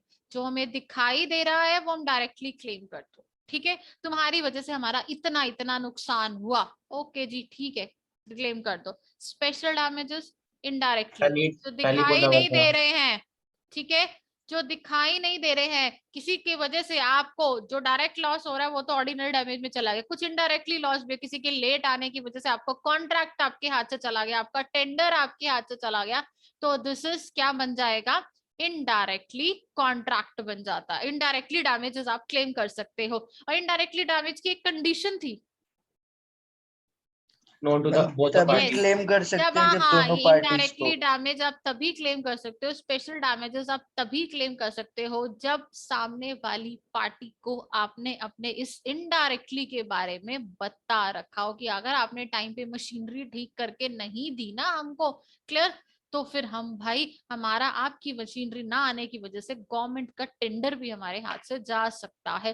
तो अगर आपने नहीं बोला था उसको, वो डिले हो गया उससे, तो आप स्पेशल डैमेज क्लेम नहीं कर सकते। बट आपने पहले से उसको इन्फॉर्म किया होता है कि भैया टाइम पर आ जाना, अदरवाइज मेरी मीटिंग चली जाएगी मेरे हाथ से, मेरी मशीन नहीं मिली तो टेंडर चला जाएगा मेरे हाथ से, तो आप उससे पूरा का पूरा क्लेम कर सकते हो, directly plus indirectly. But indirectly damage तभी क्लेम हो सकता है जब आप सामने वाली पार्टी को बताओगे। Okay, now next, prefix damages. As you know all of you, कि हमें पता है, बोला हुआ है मैंने कि मेरे साथ तुम कॉन्ट्रैक्ट कर रहे हो, तुम्हारी वजह से मुझे कोई नुकसान हुआ तो मैं 1 लाख रुपए लूंगी। ठीक है, तुम्हारी वजह से मुझे कोई नुकसान हुआ तो मैं 1 लाख रुपीज तुमसे चार्ज करूंगी। Damages for deterioration caused by delay, ये क्या होता है, हम कैरियर कंपनी से क्लेम कर सकते हैं। विदाउट एनी मैम नोट कर सकते हैं हम। अगर कोई भी डिले हुआ सामान का, ठीक है, तो बेसिकली ये डैमेज आप कैरियर कंपनी से ही लेते हो। ट्रक चल दिया एप्पल्स का शिमला से, ये शिमला से ट्रक आने में 4 दिन ही लगने चाहिए, इससे ज्यादा नहीं लगना चाहिए हमारे एरिया तक, तो 4 दिन में हम ही पहुंच जाते हैं 1 दिन से शिमला। ठीक है, 1 दिन में तो हम पहुंच जाते हैं, 2 दिन में आ जाए सामान, भाई एप्पल्स आ रहे हैं तो 2 दिन, 1 दिन में ही काफी। वैसे तो एप्पल अगर 1 दिन शिमला से चले हैं, इवनिंग तक एप्पल शिमला से यहाँ पहुंच जाने चाहिए, अदरवाइज एप्पल्स तो नेक्स्ट डे सारी रात पड़े रहेंगे ट्रक के अंदर, तो ऑलमोस्ट खराब ही हो जाएंगे। 4 दिन बाद एप्पल्स आ रहे हैं, उस एप्पल की जो वैल्यू है वो घट गई, 60 रुपए किलो एप्पल बिकना था, 60 rupees per KG Apple cell होना था, अब उसकी वैल्यू घटकर 40 रुपीज पर केजी रहेगी। तो जो भी आपको लॉस हुआ डिट्रॉयटेशन कॉस्ट बाय डिले की वजह से, you can claim damages as पर दिस हिट। विंडिक्टिव डैमेजेस, किसी की इंसल्ट होने पर, किसी की फीलिंग हर्ट होने पर, वैसे तो ये डैमेज नहीं होता है, पर अगर आपकी फीलिंग्स हर्ट होती है ना किसी मैटर के अंदर, तो you can claim as a vindictive और एग्जाम्पलरी डैमेज। तो ये 2 पॉइंट्स थे इसके अंदर, vindictive breach of promise to marry. Yes, पहला पॉइंट विंडिक्टिव और एग्जाम्पलरी डैमेज में क्या था, breach of promise to marry, Mukesh Ambani का वो चैट हुआ था शादी डिसऑनर। करने के लिए अगर आप Dishonor प्रॉमिस करना। करते हो वो तोड़ देते हो। दूसरा बैंक की Dishonor मिस्टेक करना से, करना है। Yes, dishonour of a cheque, किसकी मिस्टेक से? बैंक की है मिस्टेक banker, से। अगर चेक अगर गलती से डिसऑनर हो जाता है, this is vindictive and exemplary damage, you can claim damage. Next, nominal, नाम मात्र के डैमेजेस होते हैं। नाम मात्र के डैमेज क्या होता है? मतलब छोटे मोटे डैमेजेस होते हैं, इससे ज्यादा डैमेज नहीं होता है, बट आप क्लेम कर सकते हैं। इसमें एक मिसिंग है यहाँ पर, लिक्विडेटेड डैमेजेस एंड पेनल्टी, लिख के रख लो यहाँ पर एक pre liquidated damage and penalty. Liquidated damage and penalties क्या होता है? लिक्विडेटेड डैमेज एंड पेनल्टीज मतलब prefix damages and penalty. Damages हैं अगर लिक्विडेटेड, ठीक है, तो इट मींस इतना अमाउंट है कि जितना बियरेबल है, और पेनल्टी की बात हो रही है तो इट मींस वो डैमेज है जो अनबियरेबल है, ठीक है, बहुत ज्यादा अमाउंट आप लगा रहे हो। मैंने तुम्हें बोला तुम अगर मेरे साथ कॉन्ट्रैक्ट तोड़ दोगे ना, मैं तुमसे पूरे कॉन्ट्रैक्ट की भरपाई में, ठीक है, 10 लाख लूंगी। इतना बड़ा कॉन्ट्रैक्ट है, तो अगर तुम मेरे से कॉन्ट्रैक्ट तोड़ देते हो तो आई विल कंपनसेट, क्या करूंगी मैं, 10 लाख रुपीज तुमसे लूंगी, ठीक है। तो लिक्विडेटेड डैमेज मतलब पहले से ही डैमेज डिसाइडेड है। लाइक स्कूल की फीस हम लोग पे करते हैं, तो वो लोग बोलते हैं कि अगर स्कूल की फीस आपने टाइम पर नहीं दी है तो हम आपसे 500 रुपए का फाइन लेंगे, ठीक है। इलेक्ट्रिसिटी वाले हमको बोलते हैं कि अगर भाई मैं आपने टाइम पे अपना बिल नहीं चुकाया है तो हम इतने % ऐड कर देंगे बिल के अंदर, वो रीजनेबल होता है। पेनल्टी क्या होती है? आज के टाइम पर देखो, ट्रैफिक के रूल्स में बहुत हैवी पेनल्टी हो गई है। हम ड्रिंक एंड ड्राइव करते हैं, हमारा चलान कटेगा तो हैवी पेनल्टी है 10,000 की। हम सीट बेल्ट नहीं लगाते, हम हेलमेट नहीं पहनते हैं, 5-5 हजार के चलान है। तो वो पेनल्टी है हमारे ऊपर। पेनल्टी हमें किसी काम को करने से रोकने के लिए लगाई जाती है कि हम वो काम करें ही ना, करेंगे तो बहुत बड़ा अमाउंट पे करना पड़ेगा। वो हमारे अंदर एक डर पैदा करती है पेनल्टी। पर डैमेज डर नहीं होता कि नॉर्मल अगर नुकसान हुआ आपकी वजह से तो हमें आपको इतनी की भरपाई करनी पड़ेगी। तो this is liquidated damage and penalty. इसका difference I will provide you after your class, ठीक है, फाइन। तो इसका डिफरेंस भी इंपॉर्टेंट है, लिख के रख लो। लिक्विडेटेड डैमेज एंड पेनल्टी का डिफरेंस भी हम लोगों को करना है for the exam point of view. Now next, remedies कौन कौन सी मिल सकती है हम लोगों को? एक तो रीसेशन ऑफ कॉन्ट्रैक्ट, कॉन्ट्रैक्ट क्या हो जाएगा? कॉन्ट्रैक्ट कैंसल हो जाता है। कॉन्ट्रैक्ट क्या हो जाता है? कैंसल। हम पहला हमारे पास यही राइट है कि हम कॉन्ट्रैक्ट को क्या कर दे, हम कॉन्ट्रैक्ट को कर देते हैं कैंसल। हम कॉन्ट्रैक्ट को क्या कर देते हैं? रीसेशन ऑफ कॉन्ट्रैक्ट में कैंसिल कर देते हैं कि ठीक है भाई आपने परफॉर्म नहीं करना, ब्रीच कर दिया है, एंटिसिपेटरी इधर एक्चुअल कोई भी किया है, तो हम कॉन्ट्रैक्ट को क्या कर देते हैं? हम कॉन्ट्रैक्ट को कैंसिल कर देते हैं।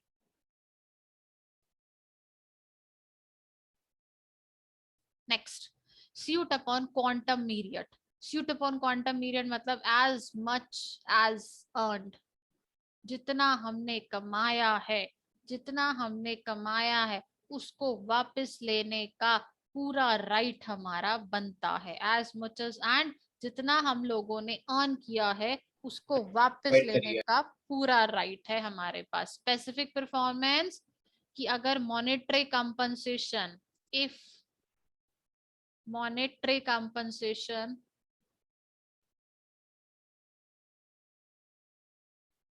is not adequate remedy.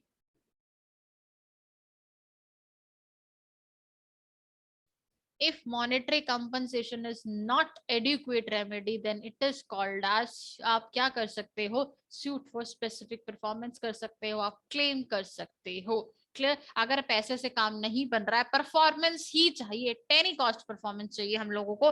पैसा तो हमसे ले लो, आपको जितना लेना है, पैसे से बात नहीं बनेगी, तो आप क्या कर सकते हो? स्पेसिफिक परफॉर्मेंस क्लेम कर सकते हो। मेरा मार्बल वाला एग्जांपल यहाँ पर ग्रेनाइट वाला लर्न करके रखना। सूट फॉर इंजंक्शन, इंजंक्शन क्या होता है? सूट फॉर, आप किसी के ऊपर स्टे ऑर्डर लगवा देते हो, किसी को रोकते हो आप कोई काम करने से। किसी ने आपके साथ कोई कॉन्ट्रैक्ट तोड़ा, मैंने अरिजीत सिंह के कॉन्सर्ट का एग्जांपल दिया था, ठीक है, Yes, कि ma'am. अरिजीत सिंह का कॉन्सर्ट अगर हमारे यहाँ होता है और वो हमारे पास नहीं परफॉर्म करता है, जानबूझकर मना कर देता है किसी भी अननेसेसरी रीजन की वजह से, तो हम उसके ऊपर क्या लगवा देंगे, हम उसके ऊपर स्टे ऑर्डर Stay order लगवा देंगे। देंगे। ठीक है भाई, तू मेरे यहाँ परफॉर्म नहीं करना, जहां तूने परफॉर्म करना ना वहां भी नहीं कर सकता। यही हमारे डैमेज है। जबरदस्ती तो हम गाना नहीं करवा सकते तुमसे, जबरदस्ती तो हम ये नहीं कह सकते ना कि नहीं जी अरिजीत सिंह आपको परफॉर्म करना है, जबरदस्ती तो हम दीपिका किसी को भी नहीं बोल सकते नहीं नहीं करो करो करो। हमारे पास जबरदस्ती का तो कोई ऑप्शन नहीं है, तो हम स्टे ऑर्डर लगवा सकते हैं उनकी परफॉर्मेंस के ऊपर। फर्दर उन्होंने जहां परफॉर्मेंस करनी है, ठीक है जी सर जी यहाँ भी नहीं कर सकते, हमारा डैमेज पूरा हो जाएगा। क्लियर? तो दीज आर द रेमेडीज। यही था हार्टले वर्सेस बेक्सेंडले का केस, इंपॉर्टेंट था, मैंने लिखवाया भी है, तुम लोगों को मार्क भी कराया है, तो वेरी इंपॉर्टेंट केस, उसको ध्यान में रखना। ठीक है, नाउ आते हैं अपने कंटिंजेंट कॉन्ट्रैक्ट। हार्टले वर्सेस बेक्सेंडले के केस को एक बार मैं दोबारा से बता देती हूँ। इसमें क्या होता है, वैसे तुम लोगों को पता है कि अगर एक मशीनरी है टाइम पे नहीं पहुंची तो गवर्नमेंट का टेंडर जाएगा, तो हम बताएंगे उसके अंदर। क्लियर? तो ये पूरा वही केस है जो अभी मैं तुम्हारे साथ डिस्कस कर रही थी, ये पूरा वही केस है, but this case is important. इस ब्रीच ऑफ कॉन्ट्रैक्ट में हार्टले वर्सेस बेक्सेंडेल का केस इंपॉर्टेंट है, नाम भी इसका तुम लोगों को लर्न करके रखना है। Next unit, last, contingent and quasi.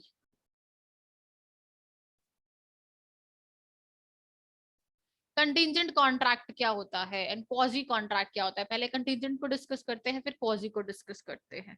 ठीक है, पहले कंटिंजेंट फिर क्वासी।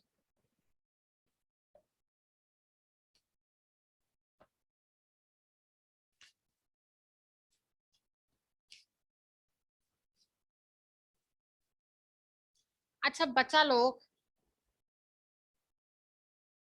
परफॉर्मेंस ऑफ कॉन्ट्रैक्ट में यहाँ पर 2-3 टॉपिक्स तुम्हारे और है। Appropriation of performance, appropriation of payment क्या होती है परफॉर्मेंस के अंदर? एप्रोप्रिएशन मैंने बोला था, 1 डेटर 1 क्रेडिटर, बहुत सारे डेब्ट्स। एप्रोप्रिएशन ऑफ पेमेंट में क्या होता है, एक डेटर है एक क्रेडिटर है, उसने बहुत सारे डेब्ट्स लिए हुए हैं, अगर उसके पास पेमेंट नहीं है, अगर उसके पास प्रॉपर पेमेंट नहीं है, तो क्या होगा, वो कैसे उस अमाउंट को अप्रोप्रिएट करेगा? उस अमाउंट को अप्रोप्रिएट करने के 3 रूल्स थे। या तो डेटर अपनी मर्जी से अप्रोप्रिएट कर देगी, ठीक है मुझे पहले कौन से डेब्ट को चुकाना है। दूसरा, या क्रेडिटर अपनी मर्जी से करे कि ठीक है आप इस वाले डेब्ट को पहले चुका दो, मुझे आगे किसी की पेमेंट करनी है। तीसरा, दोनों ही डिसाइड नहीं कर पा रहे, तो फर्स्ट इन फर्स्ट आउट, जो सबसे पहले आएगा वही सबसे पहले डेब्ट जाएगा। तो अप्रोप्रिएशन ऑफ पेमेंट वाला पॉइंट परफॉर्मेंस ऑफ कॉन्ट्रैक्ट में ध्यान में रखना, भूलना नहीं है। क्लियर? उसके बाद एक ऐसे कॉन्ट्रैक्ट्स है परफॉर्मेंस के अंदर जो need not to be perform है, contract which need not to be performed, contract which need not to be performed। कौन कौन से ऐसे कॉन्ट्रैक्ट है जिनको परफॉर्म करने की जरूरत नहीं है? Novation, alteration, rescission, waiver, remission, ये 5 टाइप के कॉन्ट्रैक्ट्स ऐसे थे। बाकी तो हमने किया है कि ऑब्लिगेशंस ऑफ, ठीक है। नोवेशन के अंदर क्या होता है, नोवेशन के अंदर होता है कि कॉन्ट्रैक्ट नया बनता है पुराने कॉन्ट्रैक्ट की जगह पे, तो पुराना कॉन्ट्रैक्ट हमको परफॉर्म करने की जरूरत नहीं है। ऑल्ट्रेशन के अंदर क्या होता है कि हम कुछ चेंज लेकर आ रहे हैं, टर्म्स अल्टर कर देते हम टर्म्स अल्टर करते हैं। और वेवर के अंदर क्या होता है, हम अपने पूरे राइट को छोड़ देते हैं। रेमिट के अंदर क्या होता है, हम कुछ राइट को माफ कर देते हैं। रिसेशन के अंदर क्या होता है, पूरा ही कॉन्ट्रैक्ट हम कैंसिल कर देते हैं। तो contract which need not to be performed में इन 5 पॉइंट्स को अच्छे तरीके से लर्न करके रखना। और वॉइड कॉन्ट्रैक्ट और वॉइडेबल कॉन्ट्रैक्ट में क्या ऑब्लिगेशंस बनती है अगर सामने वाला कॉन्ट्रैक्ट को कैंसिल कर देता है? बताओ भाई, बोलो। Void contract and voidable contract में क्या ऑब्लिगेशंस है, क्या इसके इफेक्ट पड़ते हैं, एग्जाम के पॉइंट ऑफ व्यू से इंपॉर्टेंट है, बोलो।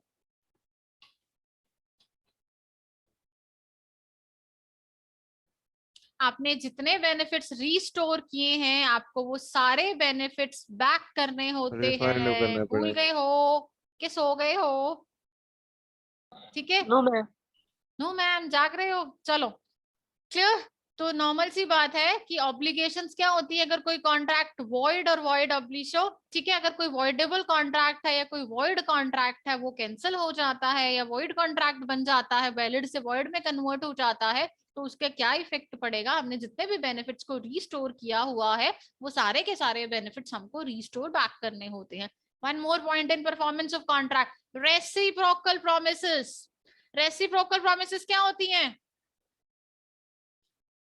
रेसिप्रोकल प्रोमिसेस क्या होती हैं? साइमल्टेनियसली हमें कुछ साथ साथ ही परफॉर्म करना होता है, सामने वाली पार्टी परफॉर्म करेगी तो हम परफॉर्म करेंगे, डिपेंडेंट भी होती है इंडिपेंडेंट भी होती है, दोनों साथ साथ परफॉर्म करेंगे।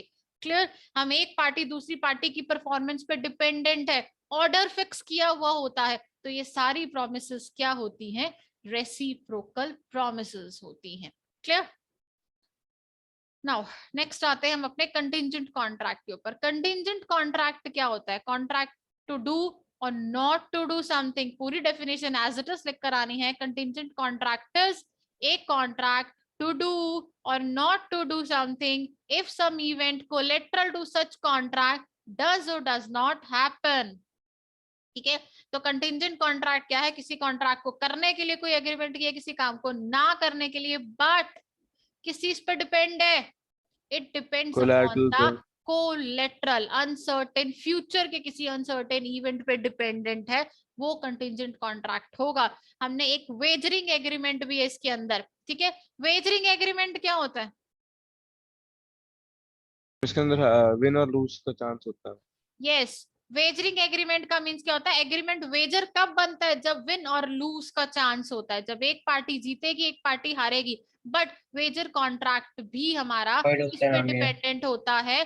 अनसर्टेन इवेंट के ऊपर डिपेंडेंट होता है। Yes, wagering agreement and contingent contract का डिफरेंस इंपॉर्टेंट है एग्जाम के टेस्ट पॉइंट में ऑफ भी दिया व्यू था मैम, एग्जाम के पॉइंट ऑफ व्यू से भी इंपॉर्टेंट है, इसको लिख के रखो, वेरी इंपॉर्टेंट, मार्क करके रखो इसके ऊपर। वेजरिंग एग्रीमेंट वो एग्रीमेंट होता है कि हम अगर किसी के साथ कोई कॉन्ट्रैक्ट करते हैं, depend upon the future uncertain event, it depends upon the future uncertain event, but इसमें देयर आर टू चांस कि अगर एक पार्टी जीतेगी एक पार्टी हारेगी तभी वेजर होगा।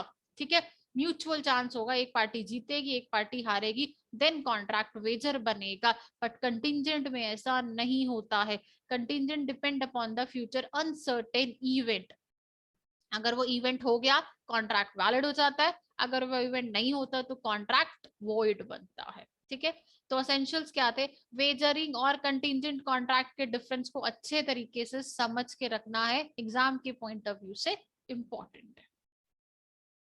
Now essentials of contingent contract क्या होता है? Dependent upon a future event, हमें पता ही है कंटिंजेंट कॉन्ट्रैक्ट हमेशा एक फ्यूचर इवेंट के ऊपर ही डिपेंडेंट होता है, वो काम होगा तो ही कुछ होगा, और वो इवेंट कैसा होता है? कोलेटरल होता है, सपोर्टिव इवेंट होता है किसी भी काम के लिए। Collateral event, the event on which the performance is made is depend, वो किसी भी इवेंट के ऊपर, मतलब एक ऐसा इवेंट जिसपे दूसरे वाला कॉन्ट्रैक्ट डिपेंड करता है। इवेंट मस्ट बी अनसर्टेन, अगर सर्टेन हुआ तो वो कंटिंजेंट कॉन्ट्रैक्ट की डेफिनेशन में नहीं आता है। अगर कॉन्ट्रैक्ट का, कंटिंजेंट कॉन्ट्रैक्ट का इवेंट सर्टेन होता है तो वो कंटिंजेंट कॉन्ट्रैक्ट की डेफिनेशन के अंदर नहीं आता है। Now next, contingent event must be uncertain and should not be mayor the will of promiser. इसका क्या मतलब था? ये लाइन मैंने लिखवाई थी, हमने करे थे ये सारे पॉइंट्स। मैम जैसे प्रोमिसर के ऊपर नहीं होना चाहिए, जैसे कि मैं जाऊंगा तो तेरे को दूंगा पैसे। यस, प्रॉमिसर की विल पे डिपेंडेंट नहीं होना चाहिए। मैम वो प्रॉमिसर की विल वाला पे केस हाँ कराएंगी। डिपेंडेंट होगा सिर्फ अनसर्टनिटी के ऊपर। मैंने एक एग्जांपल बताया था कि मैंने बोला आज मैं बॉम्बे जाऊंगी फ्लाइट से, आज मैं बॉम्बे जाऊंगी फ्लाइट से, दिस इज कंटिंजेंट कॉन्ट्रैक्ट, क्योंकि फ्लाइट से जाना मेरा अनसर्टनिटी है। आज मैं दिल्ली जाऊंगी कार से, वो कंटिंजेंट नहीं है, जाना ना जाना मेरे हाथ में, गाड़ी मैंने चलानी है। क्लियर? और अगर मैंने फ्लाइट के ऊपर डाल दी डिपेंडेंसी और फ्लाइट का चलना ना चलना सब अनसर्टेन है, फ्लाइट कैंसिल हो गई, कुछ भी दिक्कत हो सकती है फ्लाइट के साथ। ये क्लियर? केस बस वगैरह में किसी भी भी अप्लाई टाइप होगा? की, क्या कह रहे हो? बस टैक्सी वगैरह में भी अप्लाई होगा ये फ्लाइट वाला केस? नहीं, वो चलती रहती है, उस पर नहीं अप्लाई होता अनसर्टेन। सिर्फ यही केस लो तुम्हारे पेपर में फ्लाइट के लिए आया हुआ है। ठीक है, ये पेपर में तुम्हारे केस लो फ्लाइट के लिए आ चुका है, तो सेम केस दोबारा रिपीट हो सकता है कि अगर एक कोई भी बोला दिल्ली टू बॉम्बे जा रहे हैं but with flight, this is a contingent. दूसरी सिचुएशन होगी नॉर्मल दिल्ली टू बॉम्बे जाना विदाउट फ्लाइट, वो कंटिंजेंट नहीं होगा, वो कंटिंजेंट होगा। ऐसी सिचुएशन तुम्हारे पास पेपर में आ सकती है। तो प्रोमिसर की विल पे नहीं होगा। मैं बोलूं आज मैं तुम्हारी सिटी में आऊंगी तो तुम्हें 10,000 दूंगी, ठीक है। अब मैं तुम्हारी सिटी में आऊंगी 10,000 दूंगी, मेरी मर्जी है भाई, मैं आऊं ना आऊं सारा का सारा मेरे ऊपर डिपेंडेंट है, ठीक है। मैं देना ही नहीं चाहती तुम्हें पैसे तो मैं आऊंगी नहीं। Now rules regarding contingent contract, this is very important rules हमने पढ़े हैं। Rule 1, enforcement of contract of contingent on happening event। कोई इवेंट हो गया तो क्या बनता था, कॉन्ट्रैक्ट वैलिड। इवेंट नहीं हुआ तो contract void. void, rule 2, contingent on happening of contract नहीं नॉट हुआ तो हैपनिंग, नहीं वैलिड, हुआ तो वैलिड, वैलिड हो गया हो तो गया void। तो वॉइड। इन सारी चीजों को लर्न करके रखना है तुम लोगों को। Yes ma'am. Yes ma'am. Rule 3, contingent contract upon the nature of conduct of living person। Living person के ऊपर मैंने एग्जांपल दिया था, ए को बी को, मैंने तुम्हें दीपिका वाला एग्जांपल दिया था, यस ठीक है। मैम।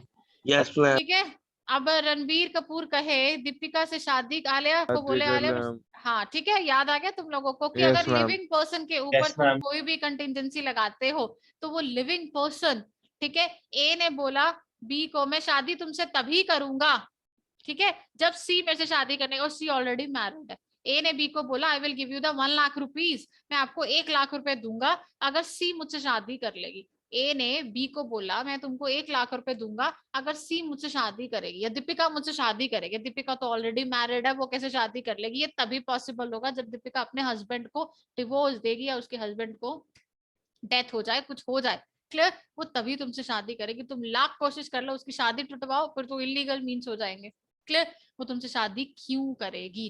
तो ऐसे इवेंट हमारे कंटिंजेंट होते हैं कि दीपिका का शादी करना ए से, ठीक है, वो डिपेंडेंस है किसी इवेंट के ऊपर। वो इवेंट तभी पॉसिबल होगा जब वो अपने हस्बैंड को डिवोर्स देगी या उसके हस्बैंड की डेथ हो जाएगी।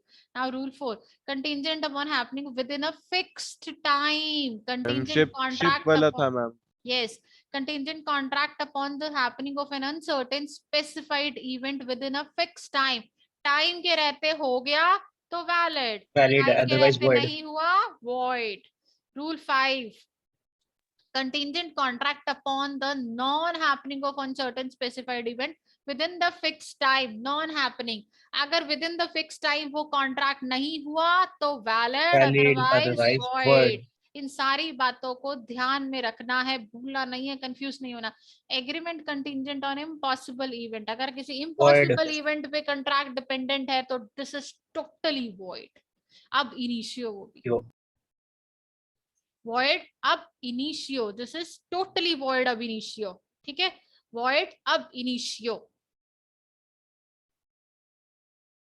ठीक है। ये नीचे लिखी हुई है सारी बातें कि कॉन्ट्रैक्ट अगर हो जाता है वैलिड, void, तो ये सारे पॉइंट्स यहाँ पर लिखे हुए हैं कि agreement within the time हो गया तो valid, within the time नहीं हुआ तो void।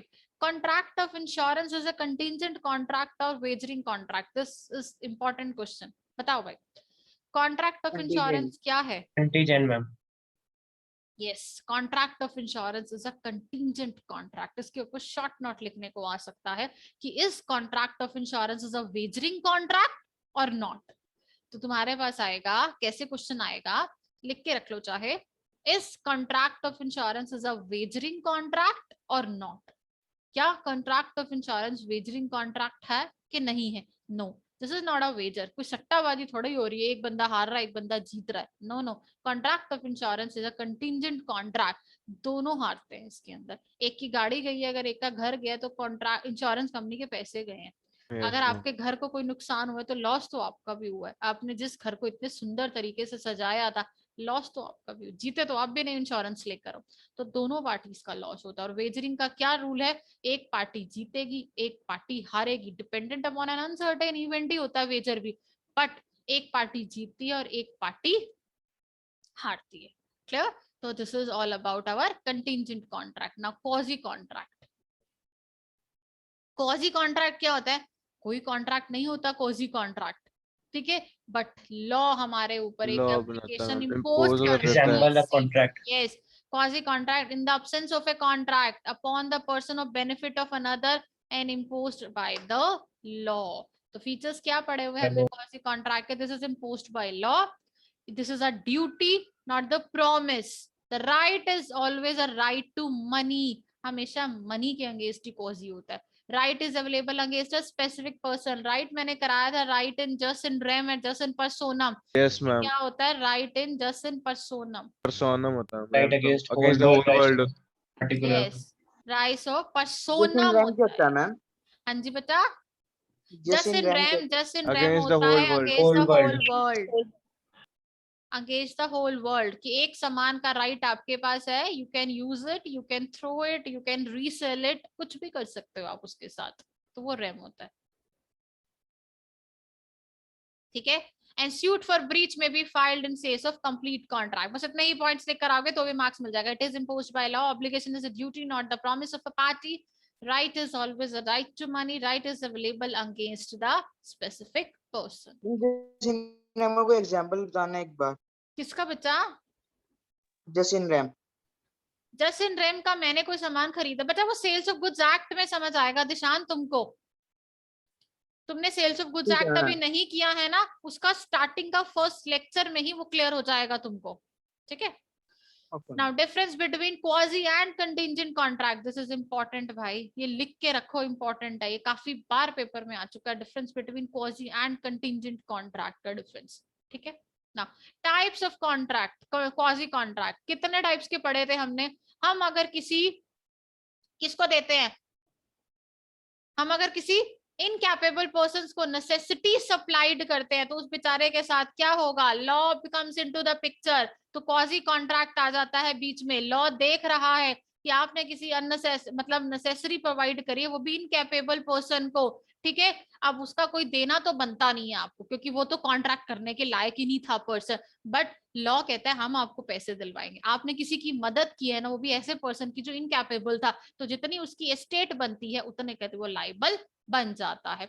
Right to recover money paid for another person, enjoying benefits, responsive, ये सारे पॉइंट्स हम लोग कर चुके हुए हैं. क्लियर. एक एक करके पढ़े इसको. सी पहला, claim for necessity supplied to a person incapable of contracting. अगर हम किसी माइनर को नेसेसिटी सप्लाई करते हैं, मैंने बोला था तुम लोग अगर मेरे पास आते हैं, मैंने तुम्हारी हेल्प करी है, तो उस हेल्प के लिए तुम मुझे कुछ नहीं देते हो, बाद में मुकर जाते हो. क्लियर. तो क्या हो जाएगा, मेरे तो पैसे डूब गए, तो मैं किसी की भी हेल्प नहीं करूंगी. नो नो नो, तुम्हारी हेल्प लॉ करवाएगा, मेरी हेल्प कोर्ट कराएगा, कोर्ट मुझे पैसे दिलवाएगा. Now next, right to recover money paid for another person. क्या था ये बताओ. Payment made by interested person. अब याद आ गया. ने कोई बिल्डिंग प्रॉपर्टी पे यस, अब याद आ गया. इलेक्ट्रिसिटी पेमेंट का मेड बिल बाय पे इंटरेस्टेड पर्सन, इसमें नाम चेंज है ना थोड़ा सा, कुछ और लैंग्वेज लिखी हुई है तो तुम कंफ्यूज हो जाते हो.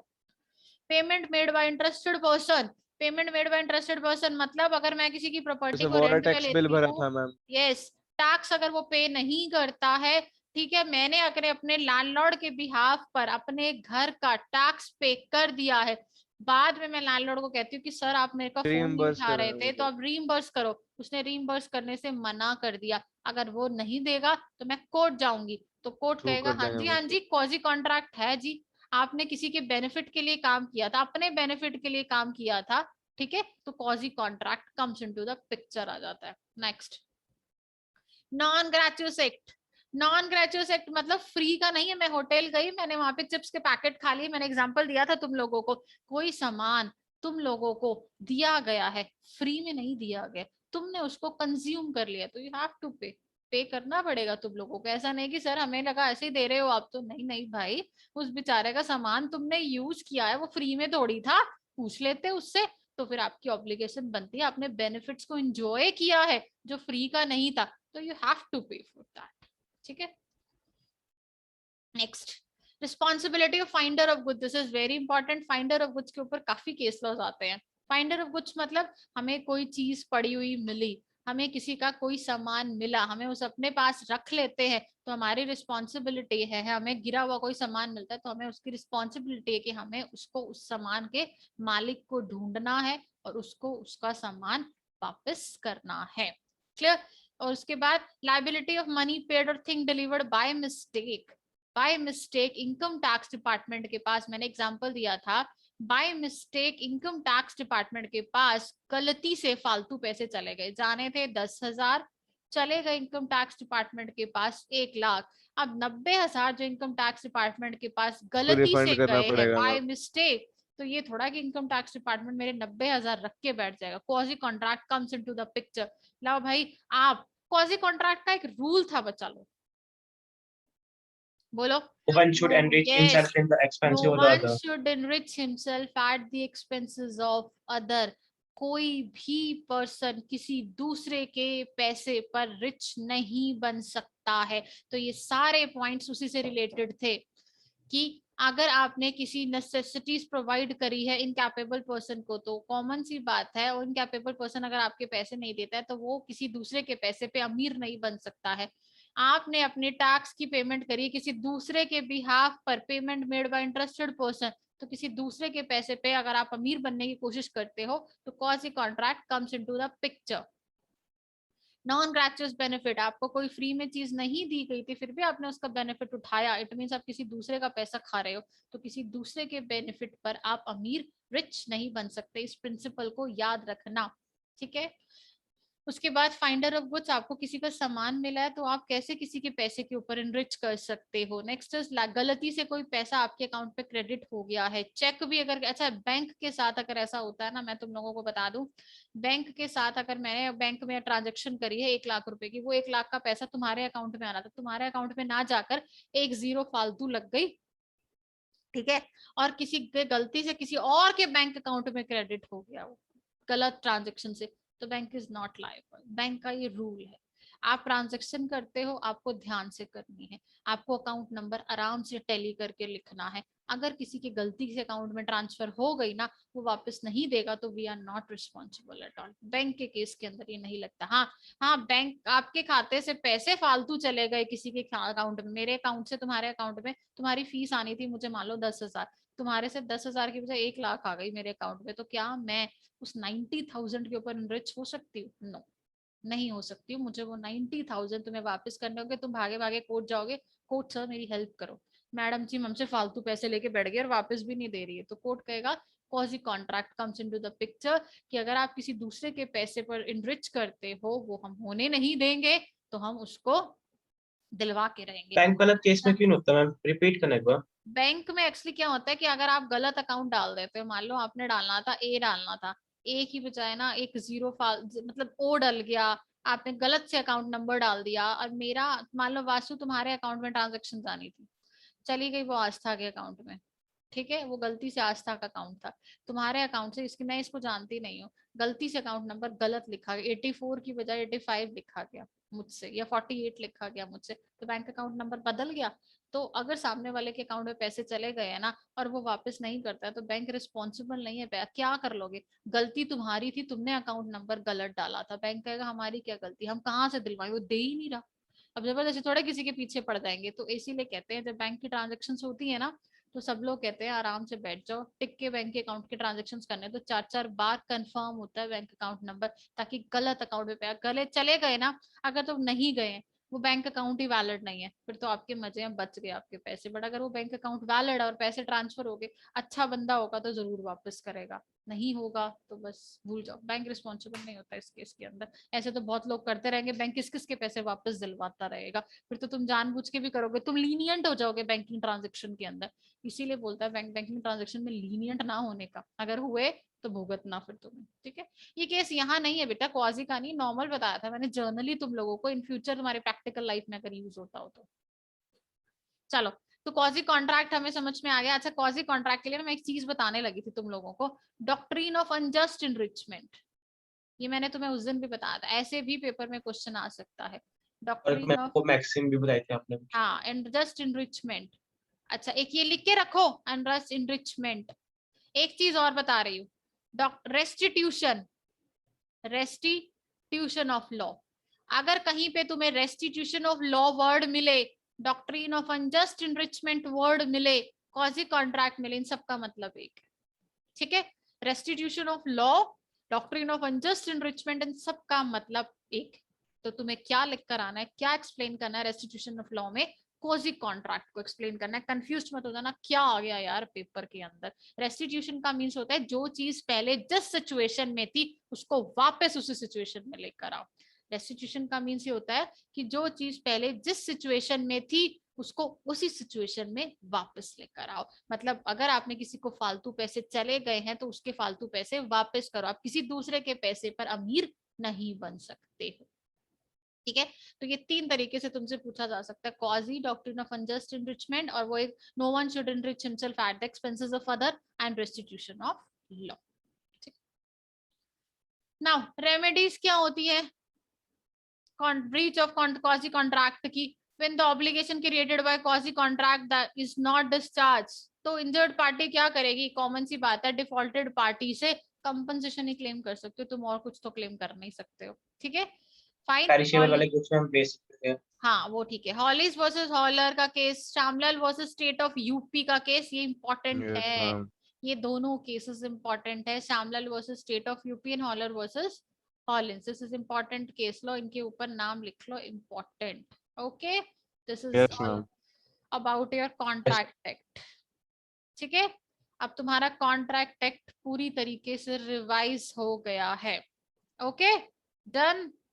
तुम्हारे कॉन्ट्रैक्ट एक्ट की रिवीजन खत्म होती है। 1 मिनट रुको बच्चा लोग।